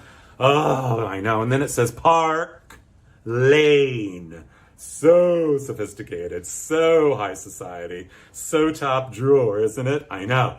Very, this car just to me is so, it just has such a presence. Anyway, they are so rare, but I saw this car parked on the street 10 years ago in Burbank. Why did I not leave a note on it? And now I can't find it. I wonder where it is. I want to find it. But I did find this one. I owned this car back in the 1990s, 1960 Mercury, convertible. Anyway, it also reminds me, actually I own 2 of these. A green one that had a dead rat under the seat, smelled terrible, but I finally found the rat carcass. That car came out of Denver. I'll never forget. I answered an ad for it, and I know what it was. I was looking for vintage furniture, and I was in Denver. This is 25 good years ago. I was looking for mid-century furniture, and somebody had advertised a Bertoia soup spoon chair. Look it up, Bertoia soup spoon chair. So I called up and she said, yes, come right over. She said, I bought all this stuff new and I can't sit in it anymore and I'm selling it. Everything was in pristine condition. So I said, I'll take it. She said, do you want a car? And I said, what kind of car? She said, a 1960 Mercury convertible. I go out there and there was, not this one, a green one with the same interior. Sorry, I call that color booger. It's just, I always have.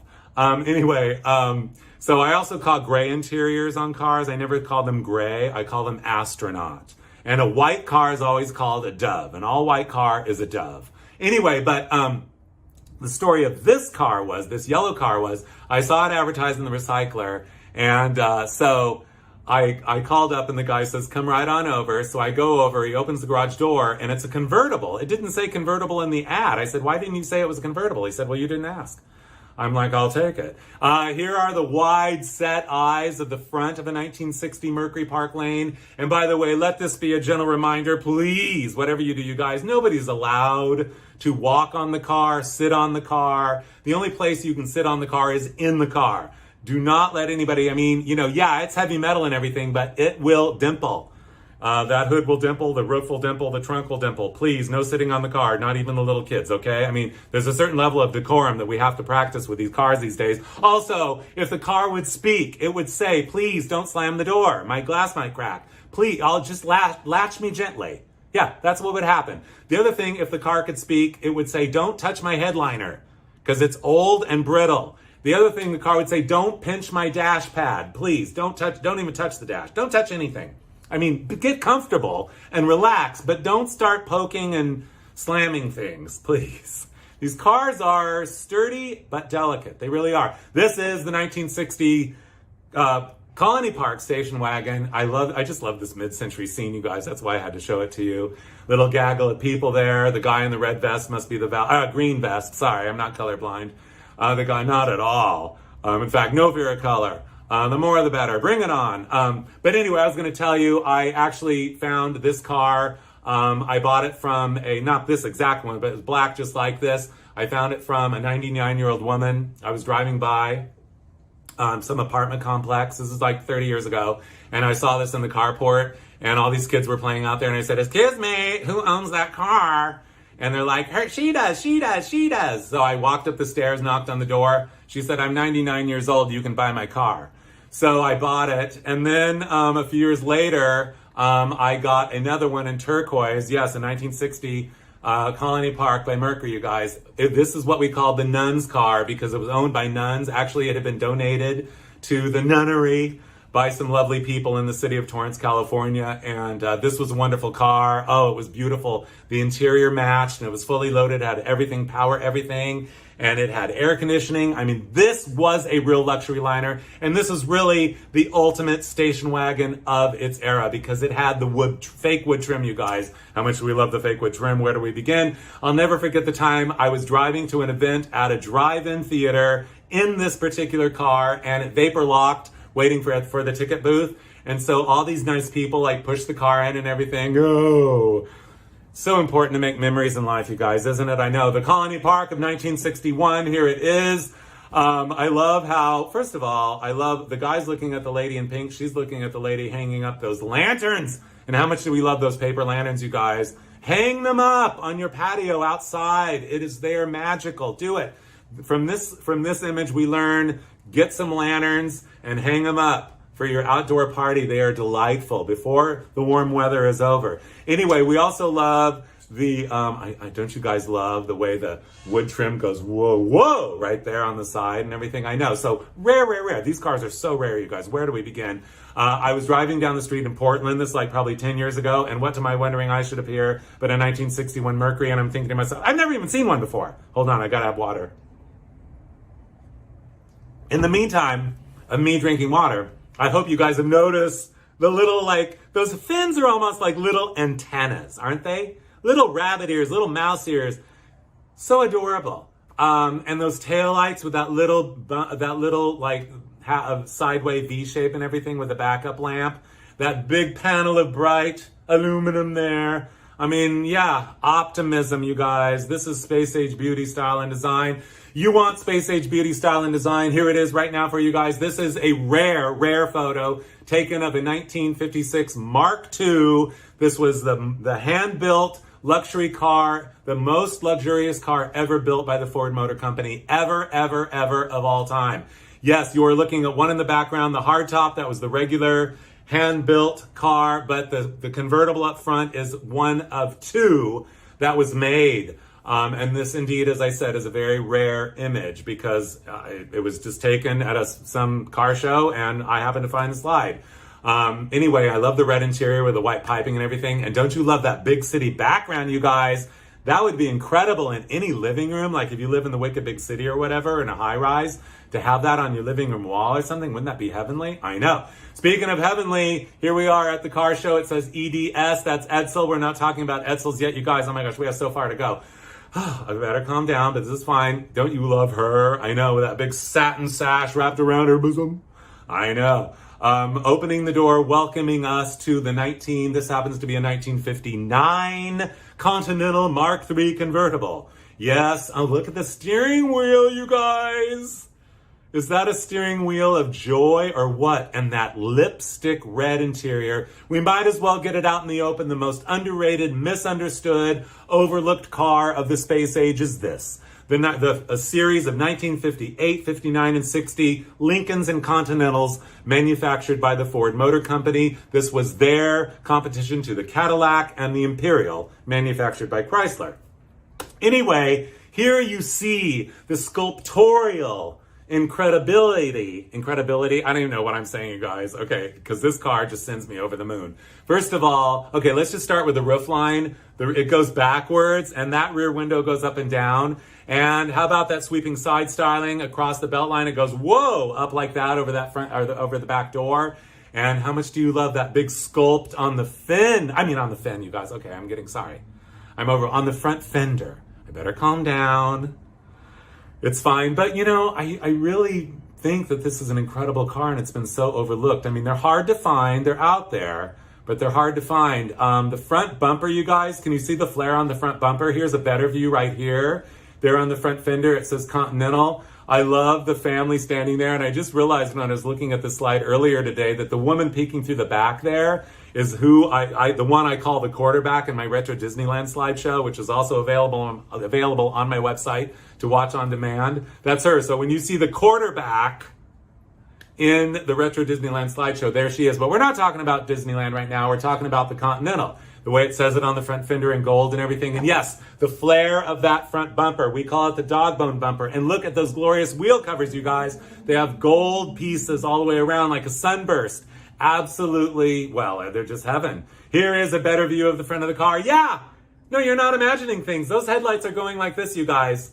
We could go on and on and on. Look at the happiness of that bumper. Look at the glow of the glory of everything about the front end of this car. This is saying we are here. We are welcoming the space age. We are going places. The mood is up. And the back end too, you guys. Fins going this way, fins going that way. And that big oval filled with stripes of chrome. Those beautiful taillights, backup lights. And right in the middle of it, this is a Lincoln. It has an L. See the L there, you guys, right on the gas filler door cap in your grandmother's handwriting? Oh, I know. Edsel. Okay. The car ahead is Edsel. It says 4 Series, the Ranger, the Pacer, the Corsair, and the Citation. The Edsel, you guys, was a brand new mark introduced in 1957 by the Ford Motor Company. And it is the most storied and fabled car of this era. The Edsel is famously referred to as a flop.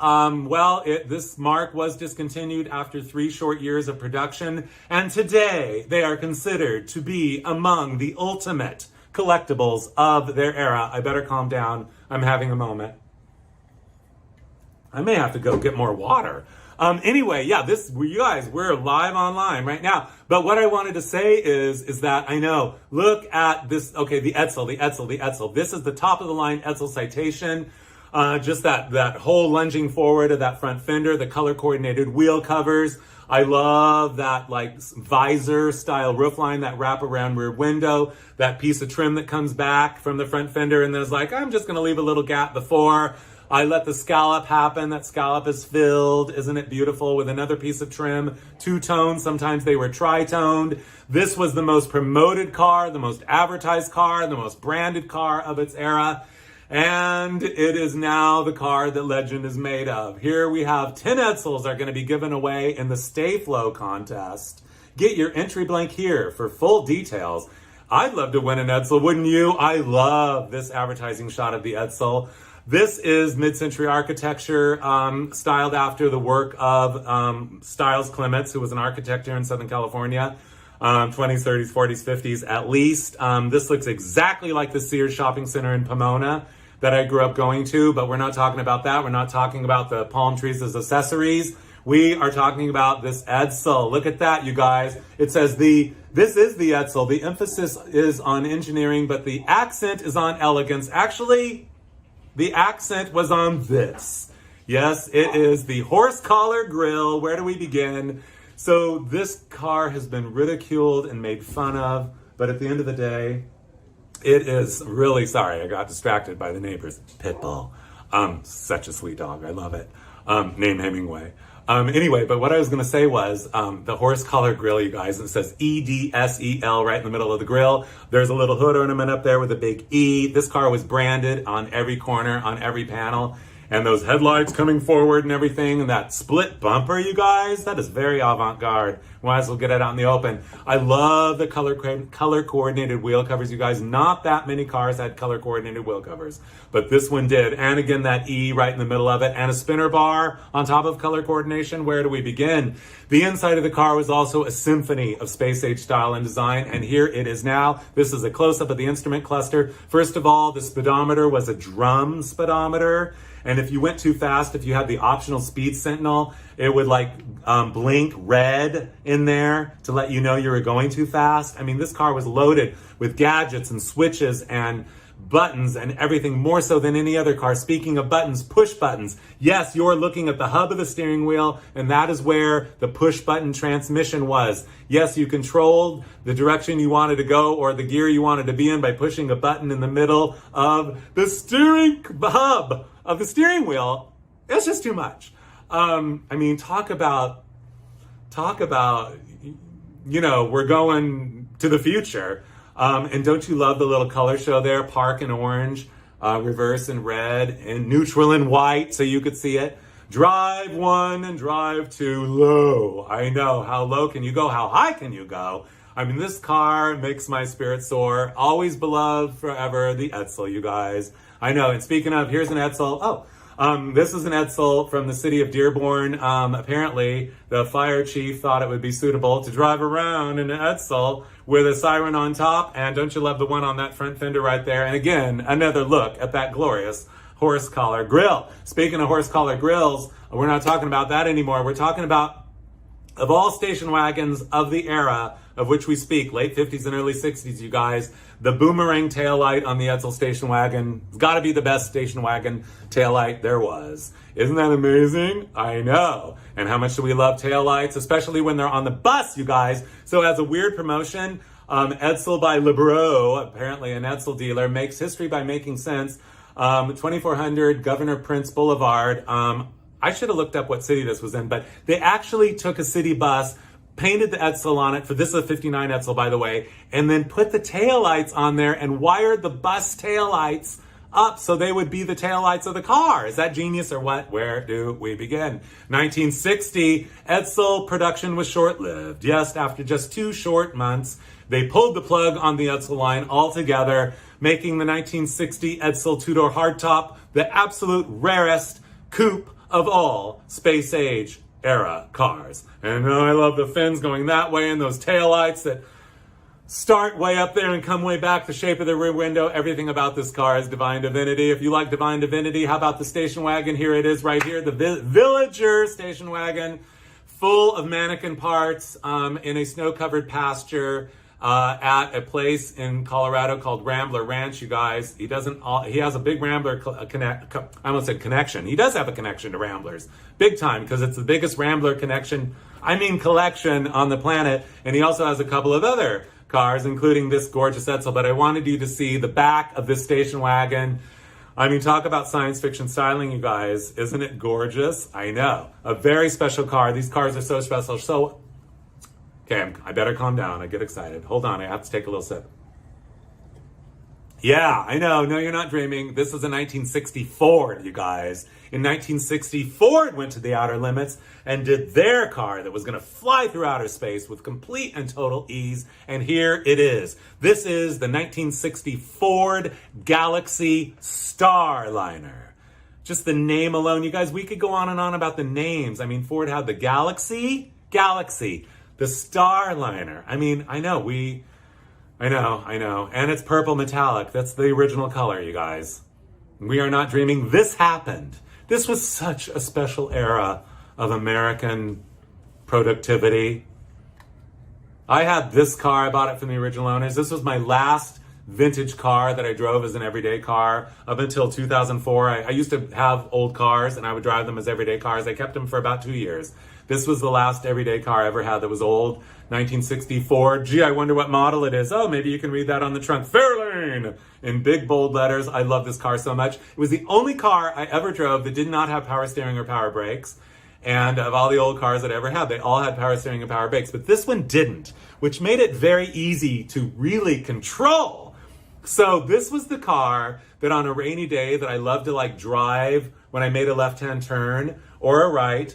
You could skid out a little bit. You could really control the physics of the car. And I used to just drive it fast enough and turn the wheel to where the back would cut out and spin out a little bit.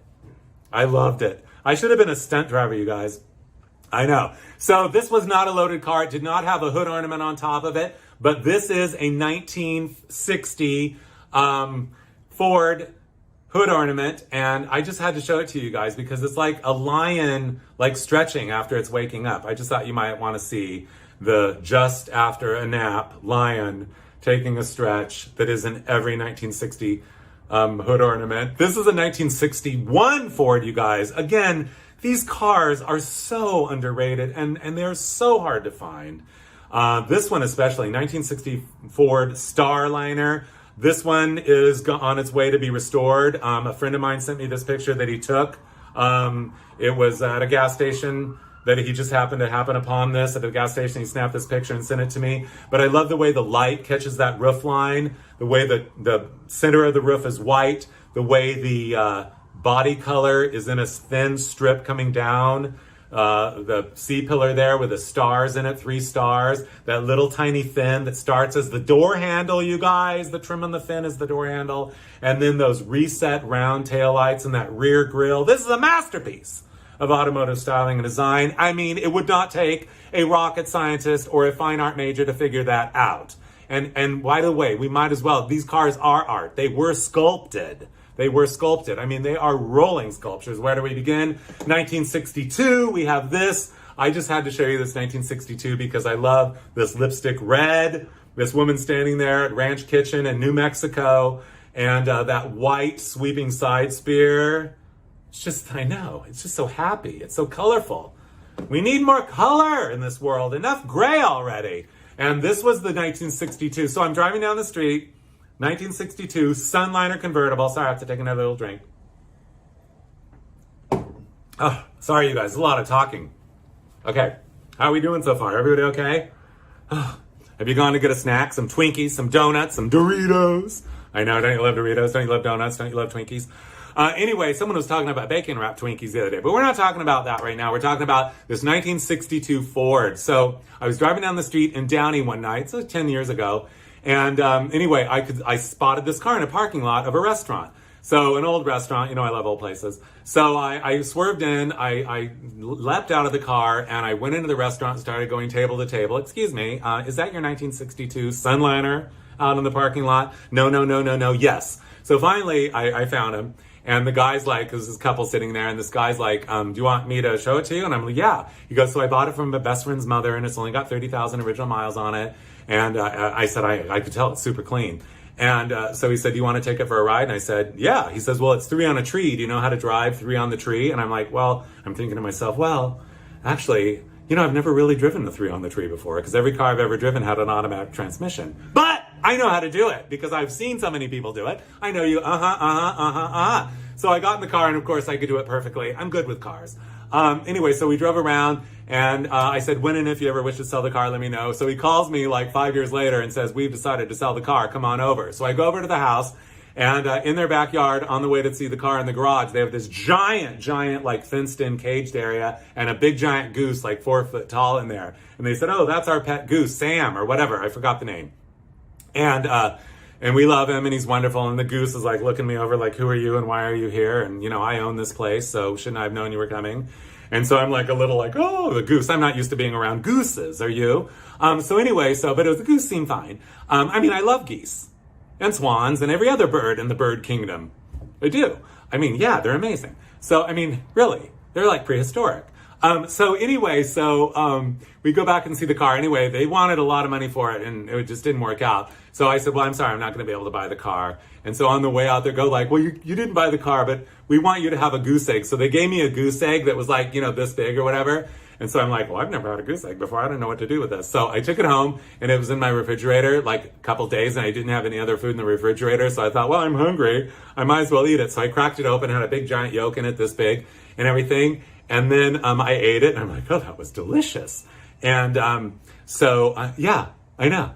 And so then I looked up online or whatever and had like 80 billion whatevers of cholesterol. So I thought I was going to drop dead, but I didn't. Anyway, here's a 62 Country Squire station wagon by Ford at the Miss Q Lounge. Yes, don't you love the sign? I know. Don't you love the place? Don't you love any place that's called the Miss Q Lounge? And don't you love any time anybody has a 1962 Country Squire station wagon and they lose control and they back it accidentally into the pool at the motel? How embarrassing. I know. The only reason we can tell it's a Country Squire is because that one little piece of trim sticking out there on the front fender, you guys. But don't you love the coral slide? I know. Remember pool slides? And of course, everyone's gathered around like, oh my God. I mean, it's just too much. I mean, or maybe this is an art installation. I don't know. Speaking of art, this is art right here. Oh, excuse me. I'm terribly sorry. Excuse me. Oh dear. Whoa.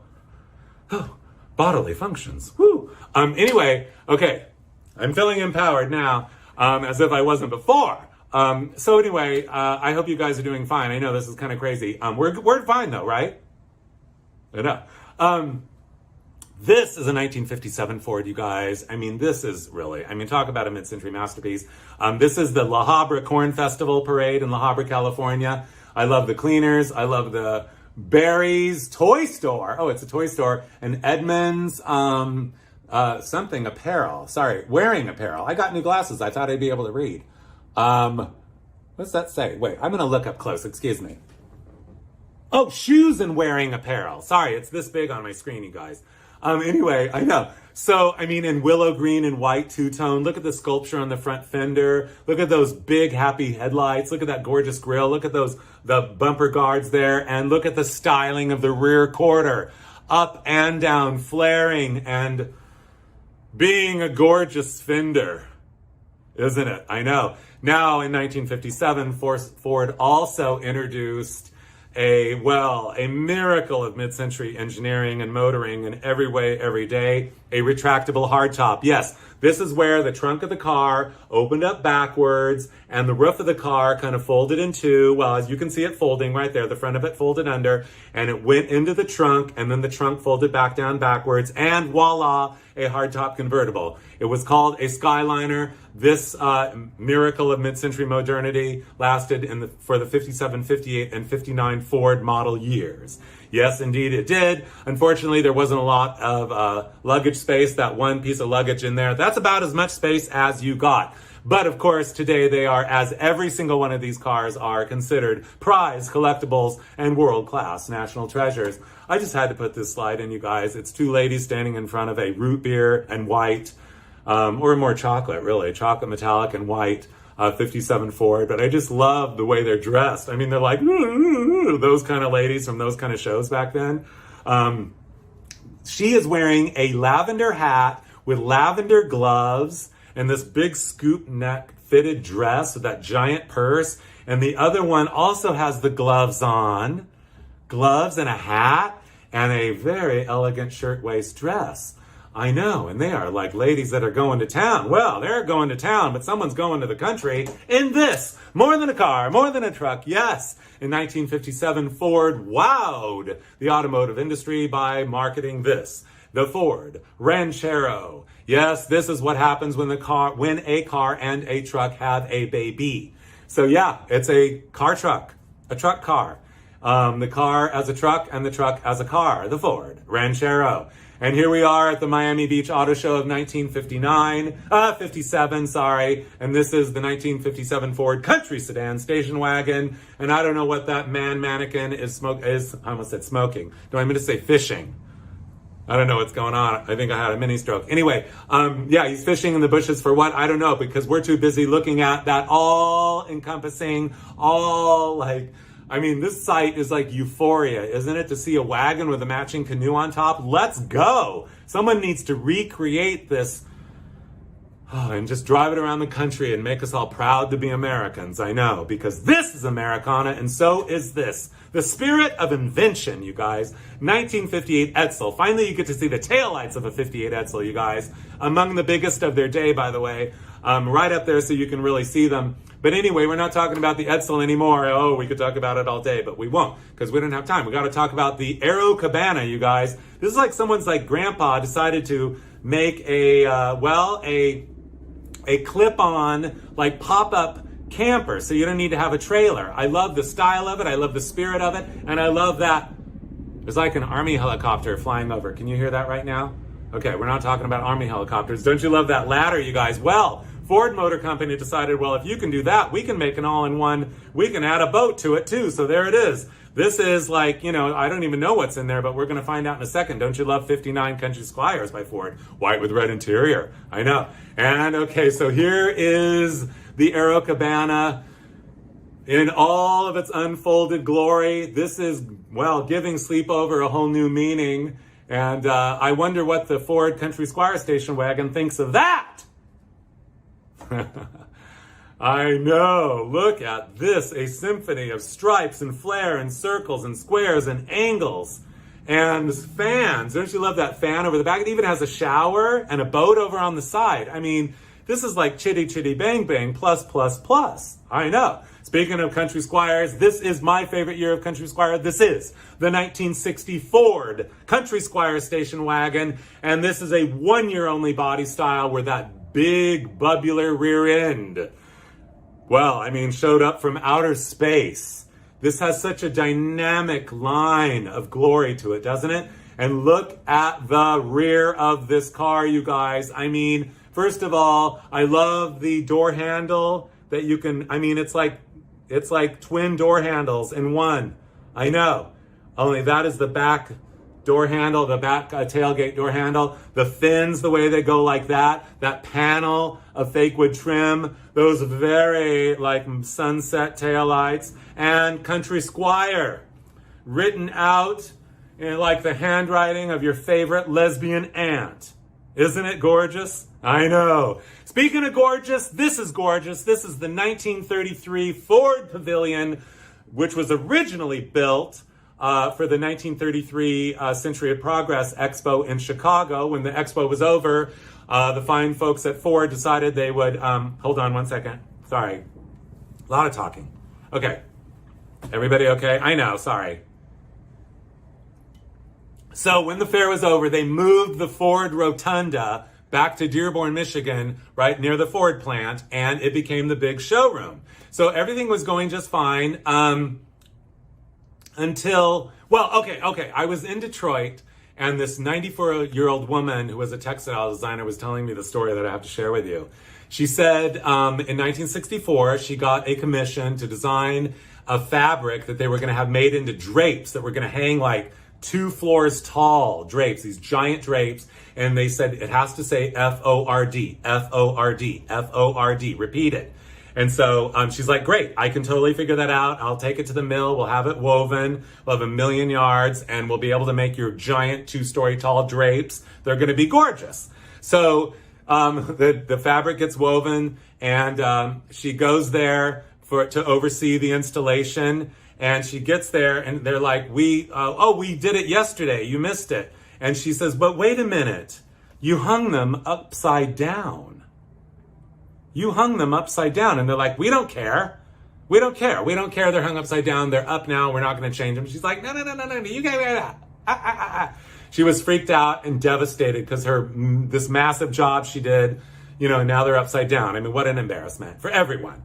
But they weren't going to change it. So then she tells me the next day, November 20-something, 1964, the Ford Rotunda in Dearborn, Michigan burned to the ground. She did not set the fire, though. According to the legend, it was some guys who were installing Christmas decorations or something on the roof. Something happened and the whole building went up in flames, including this. The 1961 Ford Gyron show car of the future. Yes, indeed, in every way, every day. This was going to revolutionize automotive transport. This was the car that never quite happened, you guys. But look at it. It has, first of all, there's no door, just the roof that goes up and down. Don't slam your finger in that. It is a Gyron, so it's like a motorcycle. It balances itself. And when you get to the stoplight, 2 little training wheels come out. And so you can rest there without falling over. And then also, there's no steering wheel. You just think the direction you want to go. Here we go again with the Army helicopters flying over. And those people there, they don't seem too impressed. But anyway, yeah, this also burned to the ground. So you guys, in 1953, Studebaker absolutely outdid everybody in the industry and basically predicted the lower height level of the cars that were to come to be. So Ford was able to lower their cars in 1957. Chrysler Corporation lowered theirs also in 1957, but General Motors did not lower theirs until 1959. But this was the beginning of the new realm of automotive styling and design. This is a 1953 Studebaker Commander Starliner. Again, the name Starliner. Don't you love that? Yes, this is formal and sporty at the same time, and talk about a mid-century modern masterpiece of the absolute highest order. It doesn't get much more refined and dignified, prim and proper and poised than this gorgeous Studebaker. The divine simplicity. I love the grille, the split grille. I love those headlights, and just the overall easy arch of the body styling. And that divine roofline that wraps over. And the beautiful wheel covers. Yes. It is absolutely spellbinding, hypnotizing, and mesmerizing. Here is the 1955. Well, this is a speedster, you guys. This is what we call the lemon lime. They went out of control and over the rainbow with colors, you guys. I know, this is real. This was a real car that you could have gone out and buy. The 1955 Studebaker Speedster President, or is it a President Speedster? But anyway, I think it's a President Speedster. But you guys, a lemon lime? I want one of these cars. I've never found one, but they are out there, I know. And look at that interior, you guys. It has like crisscross leather. Those seats are yellow. I mean, this is like also called the relish tray, I hear. This is a 1957 Golden Hawk by Studebaker. So Studebaker started in 1852 and made the best wagons, and ultimately they evolved into being a car manufacturer, and this is one of their greatest designs ever of all time, and there were many of them, of course. But I love, again, that low-slung, very futuristic, very sophisticated, almost European in style and flair. Those beautiful wheel covers, that gorgeous scalloped rear quarter, that wraparound rear window, the tinted glass, that roofline.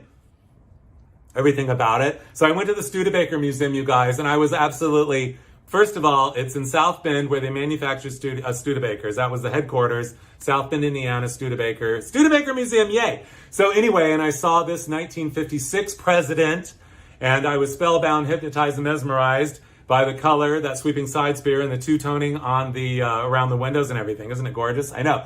And then I looked inside, and I saw, well, I mean, I love everything about it. It's hard to see, but the seat pattern was incredible. I love the two-tone on the dash, turquoise and teal, my two favorite colors, and the center of that steering wheel and everything, the instrument cluster. But the speedometer, you guys, is like a TV. And it was like, you know, Outer Limits, sci-fi, I know. But also, really, the real reason I went there, I was happily delighted to fall absolutely in love with Studebakers, which are all, again, they're all underrated. They're all underrated. But I went there to see this. This is the 1956 Packard Predictor. Yes, a show car of the future, a one-of-a-kind show car of the future. And this is I only knew of it because I had this slide in my slide collection, and I was able to find out what it was. Then I was able to find out that the car really still existed. But I know, just look at the shape of that door. I know, and don't you love that roof line there, and that porthole window with a little and everything, and that rib side trim. Well, here it is now, you guys. You can see it right now at the Studebaker Museum. Yes, it's a Packard, but Packard and Studebaker merged in 1957. Yes, 1957. And anyway, so this car is over the top and beyond the outer limits. It has kind of that Edsel-y up and down front in the middle and everything. Hideaway headlights hadn't happened yet. And I love that big giant wrap over and around roof line. And all the way back to that fin, which you can see through. Can you see back there? Here is a rear view of the fin. So this is the Packard Predictor, one of the greatest, one-of-a-kind dream car show cars of its era that still exists. This car never got run down. It was saved in perfect condition and still is in pristine condition. So when you go there to South Bend, Indiana, you got to check out the Studebaker Museum, you guys. It is absolutely incredible. Also, I will tell you that when I was there, I was like, looking at this hawk, and I was like, where do we begin to behold the glory? And I look up and I see this Bonnie Dunes. And I'm like, Bonnie Dunes. So I Googled it immediately, and I'm like, is this a place that's around the corner here or whatever? And wait, hold on, my chair is falling. Okay, we're back. Anyway, I'm sitting on a phone book. And it was falling off the chair. So anyway, I Googled 5 minutes later, I'm at Bonnie Dunes, you guys. Since 1941 in South Bend, Indiana, this is the spot for a hamburger and ice cream, a drive-in restaurant. Up top, you will see Bonnie Dune. There she is. And here she is with her close-up and her little friend, Bob's Big Boy. She's holding him up like the Statue of Liberty holds up the flame. Isn't she? I know. What is that? She's got ice cream. She's holding ice cream. They're famous for ice cream. And then, I don't know, that looks like a color Xerox, like hot dog that is coming out of her mouth, but apparently it is a tongue. But it looks like a color Xerox hot dog to me. But anyway, and then I got some ice cream there because, you always have to try the specialty of the house. And wherever I go, I always look for the oldest hamburger stand, everything, the vintage of everything. And I go to those places. I don't go if at all possible, I don't, invest in corporate America. I invest in the mom and pops, and I think you should too. I know you do. And we have to. And we have to support them because otherwise they're going to go away very quickly. I mean, more. So invest in the mom and pop shops. Anyway, so yeah, I know. And I love the ice cream that looks like a globe, don't you? Isn't that gorgeous? Oh, it inspires me so. And it tasted delicious too. Anyway, so, okay, here's another road trip story. Are you guys doing okay so far? Maybe we better take a little second. I need a little sip. I don't want to choke. Okay, so on a road trip, so basically, long story short, a friend of mine calls me up and says, I just bought a 1966 Cadillac in West Texas, and we're going to drive it all the way home. Come with me, we'll drive it all the way back. I said, I love road trips and old cars, let's do it. So we go, we stop at every place along the way. There's the Cadillac right there. I can't believe we had the nerve to drive this car. I mean, it's like sometimes you just go with it. So anyway, so along about Pecos, Texas, out in the middle of West Texas, out in the middle of nowhere. It was 110 degrees. We're driving in the car. And we were just both, me and my friend and the car were about to drop dead. And all of a sudden the car, we actually ended up chugging into Pecos, Texas. Chug, chug, chug. And, even though the car was still running. So my friend's like, what are we going to do? We need help. This car needs repairs. So I'm like, okay, don't worry. I know how to do this. What you do is you drive around the town. Okay, we're chugging around the town. The car was on its last leg, but we're chugging around the town. I said, we're going to find a classic car, and then we're going to knock on the door or find the owner and say, who in this town works on classic cars?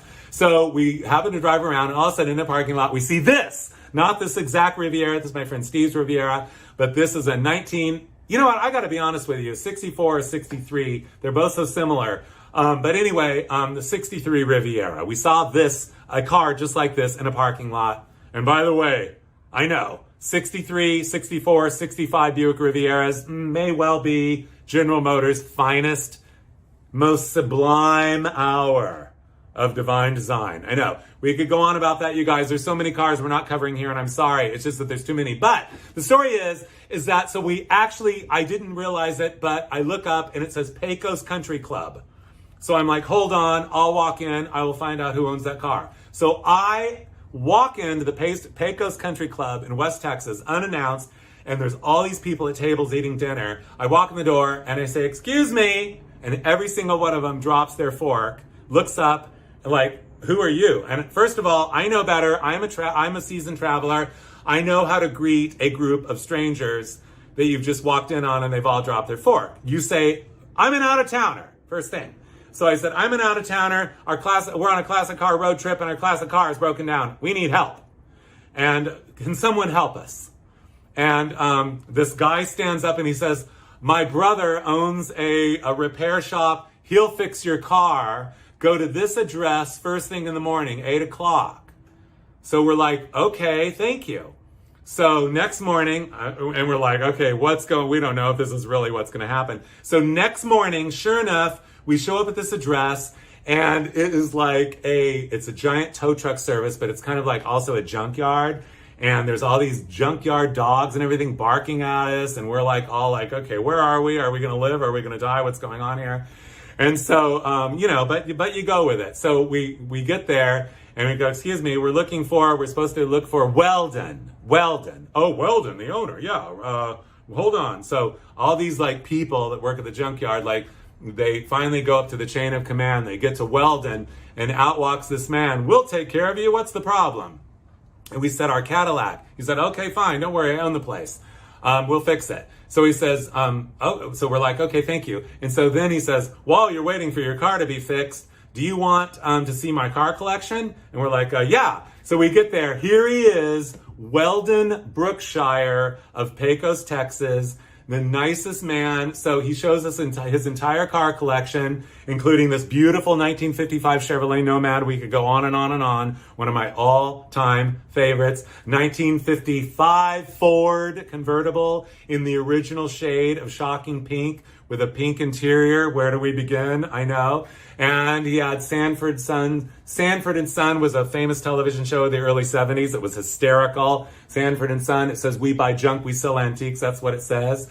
And he had one of these, another one of the little mini cars, you guys, with a Texaco logo on it. And he told us that he's been in the oil business and the dairy business, and anyway, apparently he did very well. And the tow business, and the repair business, and the junkyard business. And anyway, what a nice man. He said, this is the uniform that I never wore in 1957. I got the uniform brand new, and here it is still brand new, displaying it on a mannequin. I love it. A Texaco uniform from 1957? Where do we begin? Another national treasure. And then he said, this is my wife's wedding dress and the suit I got married in 1957. So anyway, so finally, we spent a couple hours looking at the car collection and talking to Weldon, our new friend in Pecos, and we get back to the place, the car. He says, check it out, see if we fixed it. So we get in, we start the car, runs like a dream. We said, how much do we owe you, Welton? He said, it's on me. Have a great trip. People are so wonderful. I know. If you're sincere and, it's just like, I love traveling because you never know what you're going to find. Okay, now I have to talk about Chevrolet a little bit, you guys. This is Detroit, I believe. McCarthy Chevrolet. And on that electrifying signboard on the far right there, those light bulbs, you guys, if you look closely in red letters, it says, hi. Hi. I know. And by the way, let it not go unsaid, Chevrolet.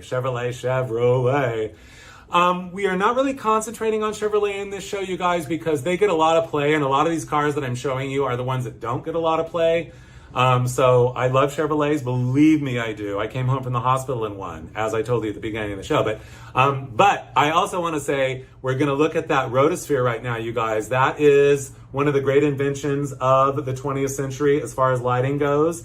Each one of those spikes is 9 feet long, and it revolves as it revolves, and it goes around. There were about 200 of those made. It is called a rotosphere. A few of them remain in place. A few of them are in private collections. It is one of the great mid-century modern masterpieces of mid-century modern masterpieces. Look up rotosphere. I know. Yeah, and by the way, the year here is 1964. This is a 1958 Chevrolet Impala, the first year for Impala, the legendary Impala. Sorry, the water makes me want to, the swimming pool makes me want to take another drink. Excuse me. Okay. So, you guys, I love it when people mistake a pool for a drive-through. I know. More people need to park next to a pool. Let's just leave it at that. But how much do we love Impalas, you guys? I love Impalas. I love them. 58 Impala, as I said, the original. 59 is when Chevy took it to the outer limits in a way that no other automaker ever did before, since, or after. Where do we begin to behold the glory of the exquisite optimism of this science fiction spectacular right here? I know. That gull wing, look at all that glass you can see right in there. I mean, these cars have no blind spots, you guys. And those taillights. Yeah. This was one of the least expensive cars you could buy in 1959, and you got this. The mood is up. I know. Oh, and they also introduced that year in 1959, the El Camino. Yes, Ford did it in 57, and Chevrolet came to the party in 1959 with their truck car, which is what happened, as I said, when a car and a truck have a baby. Speaking of convertibles, as we were a moment ago, here is a convertible top prototype from Buick that never happened, unfortunately, because how much do we love a houndstooth check? Can you imagine a houndstooth check convertible top, you guys? I know. Wouldn't that have been incredible? Oh, you want houndstooth? But even more, you want polka dots. Fine, let's do polka dots. Right here are the polka dots. Oh, I love the color theory. I love the different sizes of polka dots. She's got a dress to match. If I had this car, I'd have a suit to match. I know. Let this be a divine inspiration to us all. The world needs more polka dots. Speaking of convertible tops, in 1958, according to this swatch card on display at the Peterson Automotive Museum in Los Angeles, California, I took a picture of it, and here it is. These were all the colors you could get on your convertible top. I mean, maybe not all the automakers offered all these colors, but can you imagine each one of these colors, the blues, the greens, the turquoises, there's a purple, there's a red, yellow. I know. And options on cars, you guys. Yes, the 1950s was a symphony, a banquet of options and accessories that you could add to your cars. So power steering came of age in the 1950s, power brakes came of age in the 1950s, power windows came of age in the 1950s, and power seats came of age in the 1950s. Also color. No fear of color. None at all. I mean, you've seen pink, you've seen lavender. I mean, they had it all. There was no color that was left unpainted. None. This is the 1955 Buick color chart, and I wanted to show you this because 55 Buick was one of the few cars of its era that actually offered tritones. There were a lot of two-tones, but not a lot of tritone cars. 55 and 56 Dodge could be tritone, 58 Edsel could be tritone, and 55 and 56 Buick could be tritoned. And here you get kind of a sampling of the variety of colors that was offered, but there were way more than this. But don't you love all these colors? I know. One of my favorite color combinations of any car that I've ever seen, you guys, and I've seen it now twice in slides that I found in collecting slides, and this is a 54 Buick, but it's mint green with a red roof, you guys. I know, can you imagine? Probably had a red interior. I mean, I loved my two favorite colors together are red and turquoise. So absolutely love it. Also love the fact that the lady in the white sundress has bobby socks on. I know. Speaking of Buick, where do we begin to even think of beholding the glory of this? The most outrageous Buick of all time. This is the all-new for 1958 Limited by Buick, a special edition extended rear deck car with 15 hash marks. Boom, boom, boom, boom, boom, boom, boom, boom, boom, boom, boom, boom. Yeah, I'm not enough booms, but you get what I mean. A symphony of little chrome strips to decorate the side of your car because the mood is up. And the standard of living is flying very high. I know, that roof line, you guys. So I actually owned this car in the early 90s. It came to me basically this way. I was over at a friend's house. Phone rang. He answers phone. Oh, you do? Oh, really? Oh, interesting. Okay. And what is your number? Oh, wow. Gosh, wow, that sounds really nice. I just bought one, but I have a friend that might want one. Okay, thank you. Okay, bye. And he hangs up the phone and he says, that was somebody responding to my want ad in Hemmings for a 58 Buick Limited. And he said, I just bought one. But maybe you want this one. I said, well, give me the guy's number. I called him up and he said, I'm going to jail for marijuana possession. I bought this car 6 months ago from my next door neighbor named Thelma Jewell, the original owner. And do you want to buy the car? I got on a plane, flew to Wichita, Kansas, and this was the car. I had it for about 5 years, drove like a dream, you guys, and sold it. I'll be darned anyway. Shoot. Should have never let it go. Anyway, yeah, 58 Buick Limited. This is a very special, one-of-a-kind 1958 Buick Limited. This was a Wells Fargo edition, as I said, one-of-a-kind, made for a television star to promote his television show, Wells Fargo, I guess it was called, in 1958. And this car, I love her, don't you? At a car show. And the car on display. So I thought to myself, I know this car still exists. I'm going to find it. So anyway, long story short, I thought that the car was in Switzerland and I really wanted to see the car. So I made arrangements to go to Switzerland to see the car. Then I realized that the car wasn't in Switzerland, but I ended up going anyway. But anyway, that's another story altogether. We're not talking about Switzerland right now. We're talking about the fact that I had to go to Illinois to see the car. And here it is. Yes. And this gives you a good look at those taillights, also on the 58 Limited, special to Limited only. I mean, everything about this car is, well, mesmerizing, isn't it? I know. And this is the one-of-a-kind Wells Fargo car. I found it. So it has a one-of-a-kind interior, all tooled leather. It has cowhide door panels, and it has cowhide carpet, and a bucket seat. It's a bucket seat car with two shotguns there on the center console in case you might need one or whatever. Fine, you want to talk about 59 Buicks? I know. Almost too much to bear. It is, Buick went over the top in 1959. It gave us the divine simplicity of this mid-century modern masterpiece for the ages and all beyond, forever and always into an eternity. Yes, look at that sweeping side styling. Look at that bubular roofline. Look at that fin that wraps around the front windshield and comes all the way back and whoosh! Uh-oh. Almost knocked something off my wall. Oh, I did. Look what I knocked off my wall, you guys. This is the Phoenix nameplate from a 1960 Dodge Dart Phoenix. I can't believe I reached up and hit my bulletin board, and this landed in my hand, but we're not talking about Dodge Dart Phoenixes right now. Sorry, I'm looking in the wrong spot. We're talking about 59 Buick. So anyway, I know if you like the back, Texas Longhorn style fins, you're gonna love the front. Those flaring,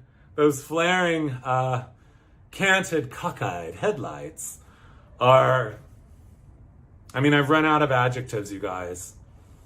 A miracle. These cars are a miracle that they ever happened.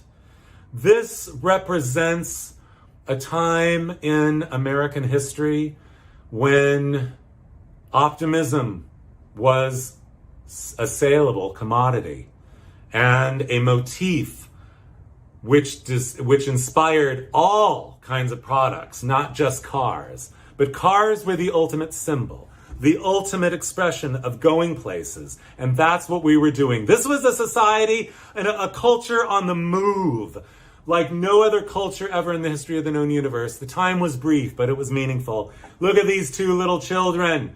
I love the way they're dressed. That little like fairy tale little princess girl dressed, bobby socks, little stuffed toy, the little boy with the red bobby socks, little red short pants, a bow tie like Pee Wee Herman. And how much do we love Pee Wee Herman? He has a stuffed animal too. You know you would dress your kids like this if you could, but you don't because they'd get beat up if you did. But again, the Buick behind them, absolutely. I love the flat top roof line, that wraparound rear window. This is a 1960 Buick. This was the first day that I ever met two very good friends of mine. My friend Joe, who owns that Buick. Isn't it gorgeous? The 1960 Buick, you guys. Again, a symphony of okay, I better calm down. A symphony of sculptorial splendidness. It's spellbinding. Anyway, we all met up for breakfast at the Family House restaurant. They don't know what it's called, Family House Restaurant or Family House of Pancakes in Chula Vista, California. And behind them, you see a 1960 Plymouth Fury, but we're not getting to that yet. First, we have to talk about the fact this was the first place that I ever asked for a pancake with a face on it. And this is what I got. Yes, looks like an orangutan with a pineapple mustache and a watermelon mouth, 2 strawberry eyeballs, or make that 4, and a turkey bacon unibrow. I know, now, time for the all-new for 1960. This is the most glamorous Plymouth ever made, you guys. I mean, we could go on about the divine simplicity of the dynamic styling, that spectacular fin that begins up there, goes down the belt line, and then all of a sudden, whoa, blossoms in to we're going places. We will fly you to the moon. Sometimes I just drive around in these cars and I sing, Moon River, wider than a mile, I'm crossing you in style someday. Oh, dream maker, you heartbreaker, wherever you're going, I'm going your way. I'm going your way, cars. I am going your way. I'm going your way in the 1960 Fury to, oh, don't you love this place, you guys? A restaurant in San Diego. Actually, yeah, in San Diego called Anthony's Fish Grotto. You enter through a giant seashell since 1962. Yeah.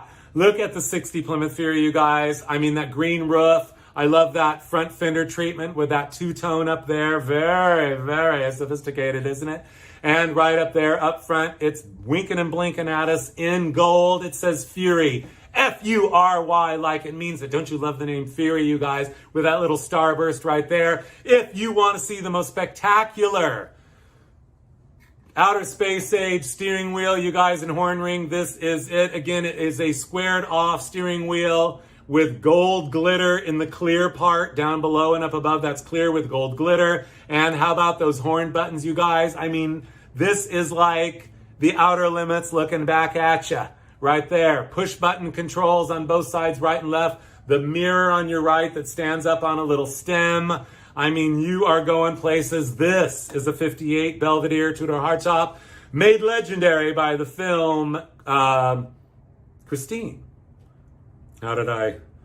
Christine. The movie Christine from the 80s. So anyway, I'll never forget, in the 80s, my brother's friend, who he worked with at the supermarket, said to me, oh, you like old cars? Well, there's this old car in Chino. It's yellow. It has big fins. I don't know exactly what it is, but it's the kind of cars you really like. And it's near, the guy lives near the intersection of blah, blah, blah, and blah, blah, blah. I don't remember, but if you go there, you'll probably find the car parked in the driveway. So I drove around, we're about in the area where he said it was. I never found it. So anyway, 30-ish years later, my whole family is celebrating my mother's 75th birthday at Flo's Cafe at Chino Airport, which is amazing, and biscuits and gravy alert. And anyway, I walk outside, and what to my wondering eyes should appear at the Chino Airport but this man and his 58 Belvedere two-door hardtop. This is the car that I was looking for 30 years earlier. I did not wind up with the car, but it was wonderful to see it. Oh, 57 was a great year for Plymouth, you guys. This is the Plymouth Fury. This is the Halo car. And what makes this car very special, besides many things, is besides the divine simplicity of the pure perfection of the styling. I mean, clean. Look at that body. Just goes and then comes up so nicely, gently into a fin. Is that gold sweeping side spear, Fury-only side spear in gold anodized aluminum. I know. Here is the 57, a Belvedere convertible, towing a parade vehicle in Tucson, Arizona. And this is Porter's Western wear shop there. It has brands all over it, you guys. Don't you love that? Speaking of 57, Plymouth, the 57 Plymouth is also legendary because this is the car that was buried in a time capsule in 1957. And it was going to be unearthed 50 years later in 2007. And I read about this in about 1987, and I thought, you know, how old will I be in 2007? And I thought, oh, I'll be that old. And I said, well, I'm going to Tulsa, Oklahoma, because they say they're going to unearth it. And sorry, my phone book that I'm sitting on is slipping again. I have to fix it. Will you excuse me, please? Oh dear, whoa, whoa, whoa, whoa. Okay, we're back. Hi, everybody. So anyway, so they said that they were going to unearth it, and indeed they did. I went there, and out comes the 57 Plymouth after it's been 50 years in a time capsule, you guys, and this was it. Not too promising. So they had this big giant event to reveal the car, uncovered, and this is what we saw, all hoping for a brand new 1957 Plymouth, which is a mid-century modern masterpiece among masterpieces. Oh wait, I'm sorry. That's it. Yeah, sorry. Okay, I'm out of control. This is what we saw. So anyway, I know, it looked like a 57 Plymouth that had been deep fried. Well, battered and deep fried like a piece of chicken. Speaking of upholstery, you guys, so back in the 50s and 60s, the upholstery patterns were, I mean, there was such a wide variety. There were tweeds and mod designs. I love, like, across the top there, that pink, that blue, the black with gray, that kind of bamboo color, all the different colors. There were so many colors. The cars were colorful inside and out. I know, brocades and just all kinds of iridescent, some had Lurex fibers woven in. I mean, where do we begin? This is you guys, now we're talking about Pontiacs. A very special show car with very iridescent apricot ice paint. Isn't it beautiful? I know, and that lovely spokesmodel sitting there like, I know, this car is gorgeous, and so am I. Whoa. Anyway, the La Parisienne. There's very little known about this show car, but somebody captured it at a car show back in the day. And I wonder where it is now. It may survive, it may not. If anybody knows where it is, let me know. I love 58 Pontiacs, oh, so much. Oh, yes, I do. Anyway, this is the car that has a rocket ship literally on the side of the car. This is the car that will fly you to the moon. 58 Bonneville by Pontiac. This was in Sweden. And by the way, a lot of the cars of this era, of this style, are living in Sweden and being taken care of in Sweden and all over the world. And to those of us, to those of you not in the United States who have adopted these cars and who care for them and cherish them, I want to say on behalf of Americans, thank you for cherishing them so much. When I went to Sweden and I saw the love that they have for these cars at the big power meet they have there, I was blown away. It was like a heaven of these cars. There were so many of them. And to those of you who say, well, how dare they take them out of the country? Well, the reality is you had the opportunity to buy these cars as well. So they are not just, well, they are American treasures, but they are world-class treasures. World-class national treasures.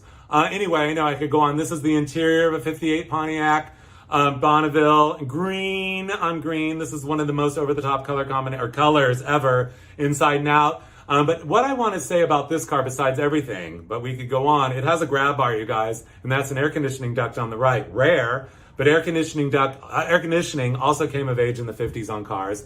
Anyway, I know, don't you love the steering wheel? What I wanted to say is it has a grab bar, you guys, like a Corvette.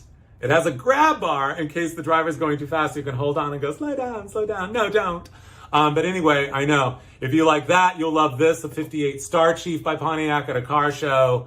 Again, no fear of color, no fear of, look at the stars on the side of the car, you guys. I mean, we could go on and on and on. This is the car that I bought in one of the couple cars that I bought in Colorado.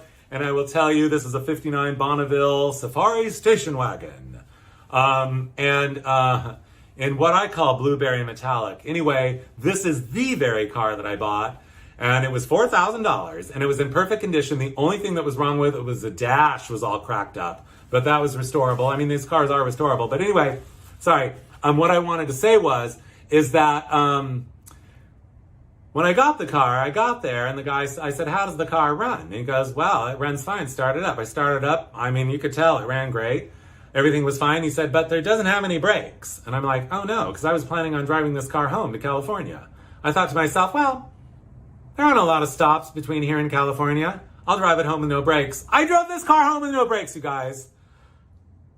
The dumbest thing I ever did. But I will tell you, man over machine, it worked out perfectly. I mean, yeah, it did have the parking brake, but you can't really count on those. But anyway, I glided to a perfect stop at just about every off-ramp where I needed to get gas.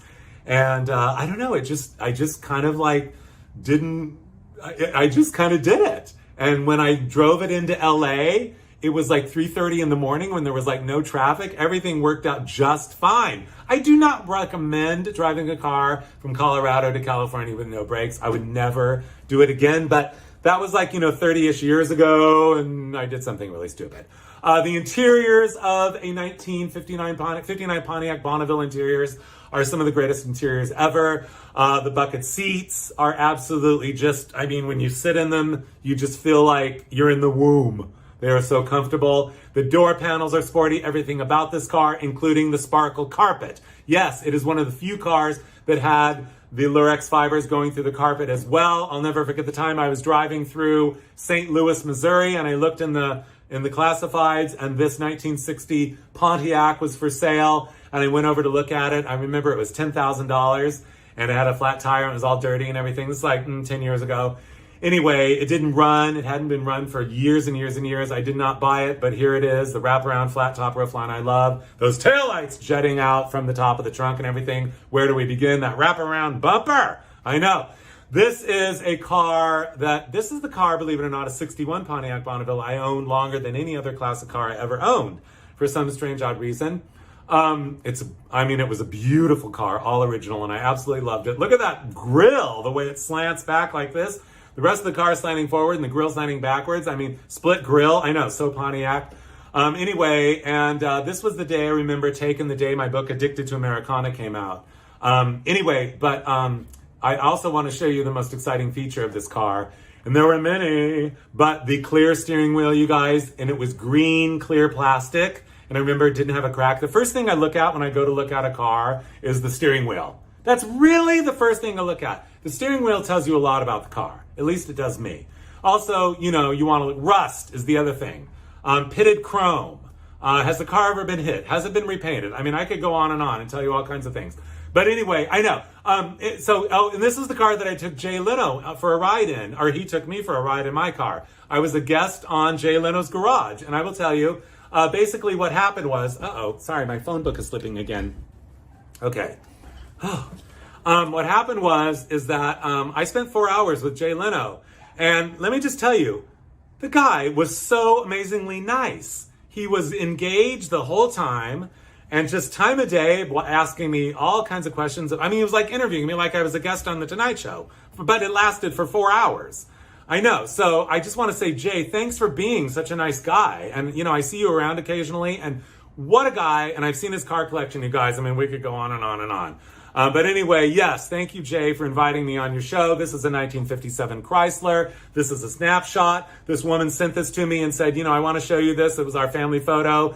We were driving from Arkansas, I think it was, all the way to the World's Fair of Seattle in 1962. It says the kids and the pink caravan I don't see any kids there, though.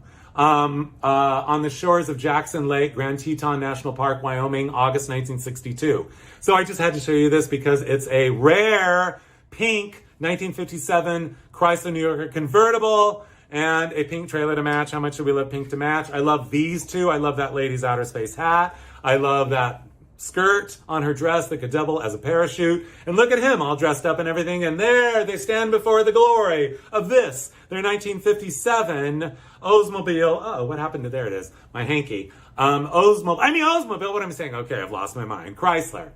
New Yorker, town and country station wagon. Isn't that gorgeous? I know. So anyway, I always wanted a 57 Chrysler, and I had a few, and I wanted more. So anyway, I'll never forget the day that long story short, I went to go to this old Italian restaurant in Southern California on Route 66 that I'd never been to, called Bono's. And I walked up to the door. I opened the door. I went to open the door, and the door was locked. I'm like, oh, I didn't know they were closed. I didn't know they were out of business.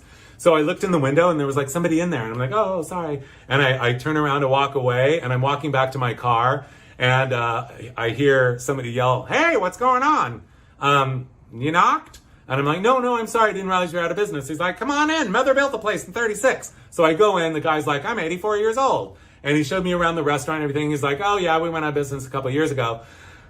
So then he said, I grew up on the property. And he says, by the way, you like old cars? And I'm like, yes, I do. He says, I want to show you my old car. I said, okay, fine. So he says, I bought it brand new. And he says, right this way. So I thought, either I'm going to die or I'm going, it's one of those. Either I'm going to die or I'm going to see his car that he bought brand new. He said, it's a Chrysler. And I thought to myself, gee, he's about this age. Like, what year is this Chrysler going to be? And so I said, let it be a 57, because that's my favorite year of Chrysler. And anyway, he opened the garage door, and what should appear but this? This is the all-new for 1957 Windsor by Chrysler. Yes, it is. Spelled out right there across the hood like so many of the cars are. And look at those prominent quad headlamps and everything, and that very happy bumper. Oh, I know. And so there it says it right there, Windsor, and that sweeping side scallop. So I said, when and if the car becomes available, the car isn't for sale. You can buy the car when I'm dead. Well, I kept in touch with him. And, about 10 years went by. And finally, I went by one day to see him, and there was no answer. And I looked in the obituaries. I went out to the car, and I looked up at the obituary, and there, sure enough, he had passed away. Joe Bono. And so he had told me, he said, you can buy the car when I'm dead. He said that to me. So in the obituary, his sister's name was listed, and with a city. So I called her up with as much poise and dignity as I had at the time, which is hopefully enough. With respect, I said, I'm very sorry to hear about, my name is Charles Phoenix, and I met your brother 10 years ago, and by chance, he showed me his car, and I'm a car collector, and he said to me, when I asked him if I could buy it, he said that I could buy the car when he was dead. And she said, well, we've got the Cadillac sold, and we've got the pickup truck, but we don't have anybody for the Chrysler. I said, you do now. And behold the glory, there it is in all of its glory. The 1957 Windsor by Chrysler. I love that sweeping side scallop, you guys. And those giant, what we call cathedral taillights. I know, you can really see those. You guys, I really appreciate, wait, how many hours is this show? Anyway, I know. Okay, I better calm down. We're okay. We're coming in on the end, you guys. We got a little bit more, but are you okay so far? How many parts can you watch this show in? Anyway, what I wanted to tell you is that this is a 59 Chrysler. So I got the call in this is like in the 80s. Some friends of mine in Reno called me up and said, we saw this old man driving around the neighborhood and he's driving this pink car that we know you would really like, and we don't know what it is, but we're going to try to flag him down. So like 3 years later, they called me, we flagged him down. It's a 59 Chrysler. And so anyway, long story short, he passed away, and I had left my note, and the daughter called me and said, okay, come and buy the car. We don't want the car. And I said, I'll be right there. And so I went there, and I got the car, and then they said, do you like 60s furniture? And I'm like, yes. And they go, well, we have a whole house full of it. And so they opened the door and they said, come on in. And I looked, and every room was full of pristine mid-century furniture. She said, are you interested? I said, I'll take every piece in the house. And I bought it all. Actually, now I remember, it was 1992, because the day that I loaded up everything in the U-Haul and put this car on a trailer behind it, was the day that OJ whole thing. Anyway, whatever about that. I don't want to talk about that. I want to talk about this, though. Sorry, I clapped. Woo! I know, the mood is up. Anyway, this is a 1960 Chrysler. Rare is the day that you're going to find one.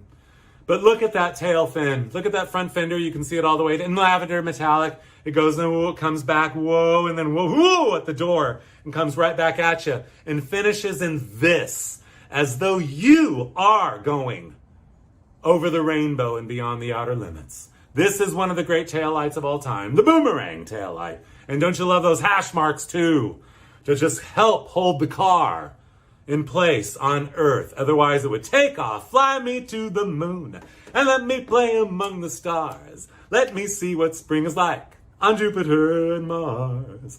When I went to Sweden, I was treated to driving around the entire time in this 1961 New Yorker. I've never even seen one. Rare beyond rare. Look at the simple style of the divine divinity of the fin that starts in the door and goes back to a razor sharp finish, and that backup light like an exhaust port coming out of the fin there. Those demure wraparound taillights, the gold centers of the wheel covers, and again, those hash marks there to keep the car earthbound. Let me see what spring is like on Jupiter. The Imperial, you guys. This is Chrysler Corporation's answer to the Cadillac, the luxury liner car of all time. By the way, we never call a car a boat. No, we don't. Nor do we think jokes about how many people can you fit in the trunk. We've heard that so many times. It's not funny or cute. Tell people not to say it anymore. And never refer to a car as a boat either. It's disrespectful. It's a car, a carriage. Yeah, car is short for carriage. Anyway, this is a 57 Imperial. In 1957, Imperial went over the top. Look at those. You guys can see the trim rings around the taillights there. Yeah, you can put your fingers through those. Look at that big, glamorous, call it what you will, bird bath, toilet seat, whatever. And that jet pod exhaust bumper, you guys. I know, and right there on the trunk on the lower right, it says Imperial. Right there it is. In either, well, actually, this really does look like your lesbian aunt handwriting, doesn't it? I know. And it has a little crown there and everything, because it is a Crown Imperial. Recently, I had the divine pleasure and divinity. Divinity? Yeah, it was a divine experience. It was practically a religious experience when I discovered this barn find, warehouse find, whatever, a 1957 Imperial. It's been sitting for decades, covered with dust. And look at those headlights. Arresting, aren't they? I know. And that Imperial Eagle on the front there, that double bumper. It has 4 little bumperettes, actually. That's what it really wants to be. Here is the rear of it again. I love the color. I love the tinted glass. I love Imperial on the trunk. And, what I love most about this dust-covered car that had been sitting forever, look at the roofline, you guys. It has a tiara that comes over the top and comes to a point that happens inside and out on the 57 Imperial. Yes, the all-new for 1957 Imperial. All-leather interior, little dirty, but still clean-upable. Beautiful condition. Cafe au lait with banana cream and jet black roof. And here it is, all cleaned up. Oh, I knew it would clean up beautifully, and it did. It's so much fun to wash a car that hasn't been washed forever, that you can see is really clean underneath. Not a pit in any of the chrome. Absolutely gorgeous. And look at the 58 interior, you guys. All the little crowns woven into the upholstery, the big crown there embossed on the leather that you fold down and sit on. As a child in my grandparents' Cadillac, I used to sit on the fold-down armrest in the back. I thought I was the king of the world. And anyway, I love the people out in the boat there. Is this car like actually in the water? Impossible, because it's not a boat, remember? Anyway, but look at the crown on the door panel, you guys. Yeah, can you see the crown woven in the fabric, you guys? Repeated crowns. And it's a leather and brocade interior, absolutely beautiful. And in the 1961, for the 1961 Imperial, you guys, I know this is a long show, but it is looking at you. It's smiling at you. These cars represent happiness. They represent hope. They represent glory. They celebrate American culture. And they smile at you. Here is one of the most over-the-top cars of all time that's so underrated, so misunderstood, and so unknown. The Imperial, the most over-the-top Chrysler car Chrysler ever made. The 61 Imperial. Look at those tail fins. Will give the 59 Cadillac a run for its money any day of the week or night. And those hang-on taillights, those taillights are actually hanging down on the fin. You can't quite tell, but trust me on that. That sweeping side spear, that roof line, and you can see the headlights, you guys. The front fender is cut way out. And here are the headlights. Yes, they are standing up on little pedestals there. You can see them. Those are free. Those are like egg-shaped backs on those headlights, you guys. That whole fender is cut out. This is Futurism. This is Optimism. I know. Talk about, look at that grill that wraps all the way around there. That eagle sitting in the grill, and you can barely see it says Imperial in red at the top of the grill. And just the way it wraps over the top of that, oh wow, I mean that bumper that has a little flip-up little flairette bumperette up there. I know. Okay, you guys, in the slides that I collect, I found this car. It is called the Astronome. I didn't know what it was called. I didn't know what this car was. I never saw this car before. And then I was at a show in Palm Springs about cars of the future from the past. And up comes a picture, not this picture, but a picture of this car. And I'm like, now I finally know what it is. It's the Astronome. Wow, I've been waiting to know. I mean, I was thinking this to myself as the show was going on. And then the guy giving the show said,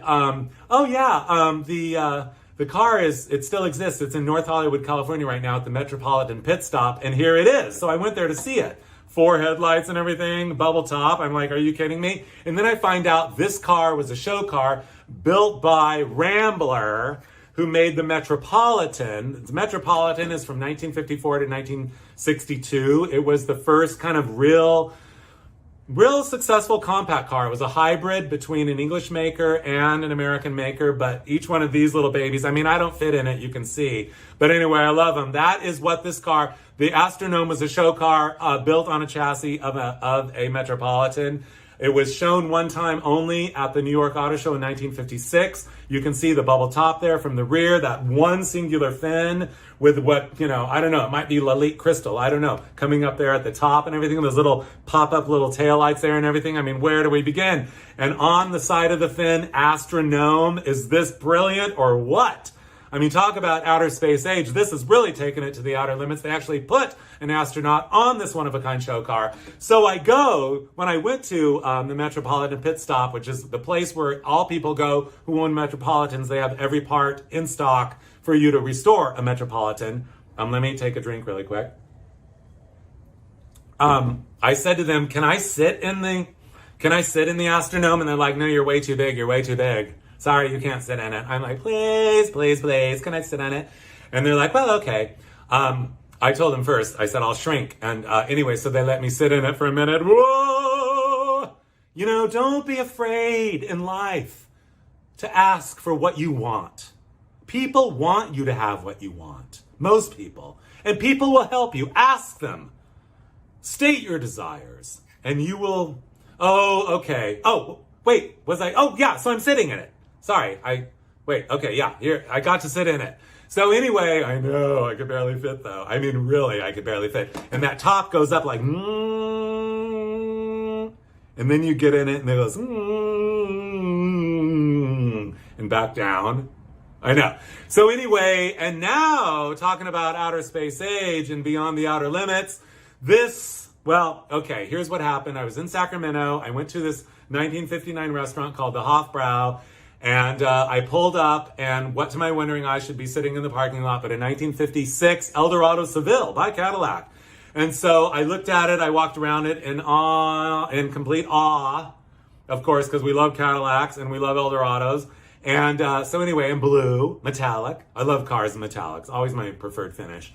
But anyway, so I walk in and, I was so hungry that for one split second, believe it or not, I forgot about the car. I was thinking of food.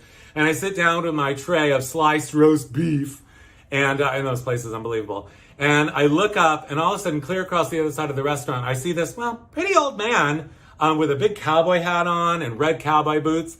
And he just had this aura about him. And I just thought to myself, who is he? Who is he? And he was with a much younger woman.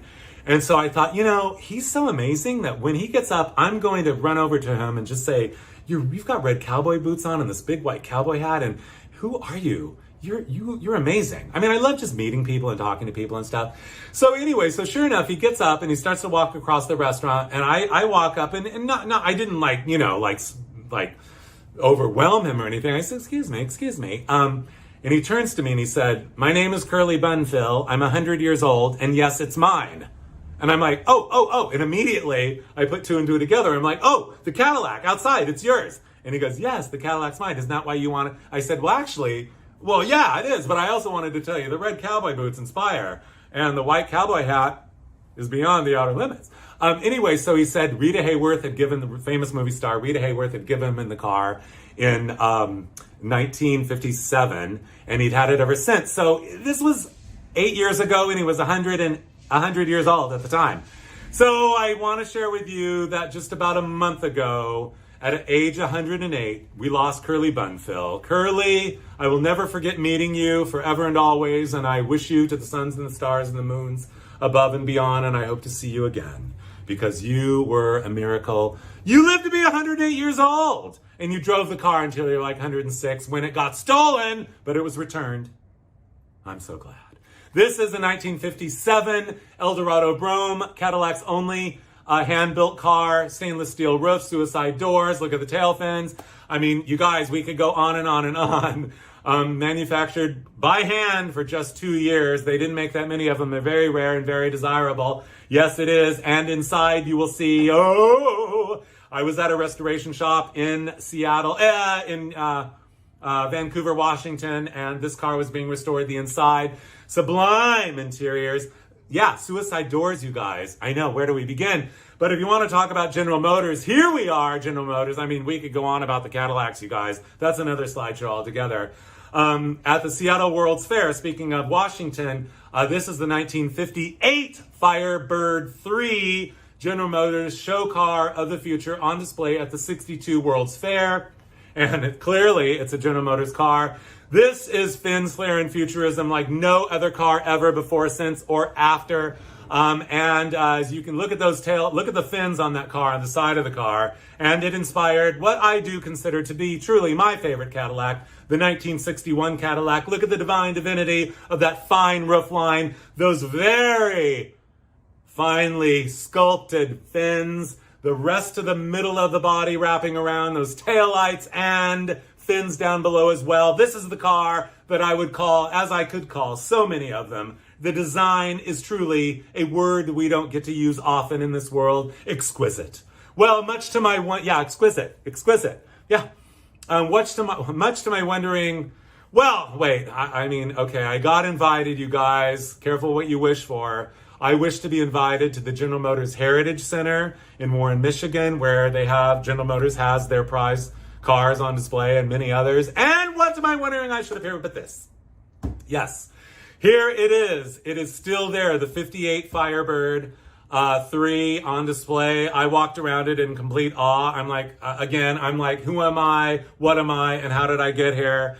And then I looked over, and what to my wondering eyes should appear but my favorite car ever of all time, seen here, The 51 LeSabre, General Motors show car of the future, being driven by the leader of automotive styling in the 1950s, the most famous automotive stylist. His name is Harley Earl. Yes, he was General Motors chief stylist from I'm not sure what, to 1958. And this is the car, and here it is. It was right there before me. I stood before it in all of its glory, and in what glory I have mine as well. And I stood there and I beheld the glory of this moment, this divine moment of when I realized that, I dreamt of seeing this car, and there it was. And it was like a dream come true. And when I was done looking at it, the woman who invited me there and the curator of the place, they walked me around and showed me the whole collection. I said, thank you so much. Thank you so much. You've made a dream of mine come true, and I really appreciate that. And I said, I best go now. I don't want to keep you from your day. And they said, well, it was very nice meeting you, and we're so glad that you enjoyed the tour so much. And I walked all the way across the other side of this giant warehouse, and just as I got to the exit door, they said, excuse me, come back. And I'm like, did I drop something? What happened? And they said, you didn't sit in your favorite car yet. And there it was. I got to sit in the LeSabre. Dreams do come true. When you wish upon a star, makes no difference who you are. Anything your heart desires. Oh, great. An airplane is flying over. I'm trying to sing a song. Yeah, okay, your dream comes true. There, we get to the end. We cut to the chase. You guys, behold the glory of the great American culture of cars. Yes, these space-age cars, each one is more than a mid-century modern masterpiece. More than a national treasure. Each one is a outer space-age world-class national treasure forever and always. And this show is dedicated to those who have preserved these cars and continue to preserve them, and future generations that will continue to preserve them, because you know what? They're going to outlive us. Behold the glory, and thank you for joining me for Fins, Flair, and yes, my favorite spot to be, my happy place, is behind the wheel of a classic car. Behold the glory. I know. Thank you for joining me. And don't forget to check out my other shows on demand on my website, charlesphoenix.com. Thank you again, and bye-bye now.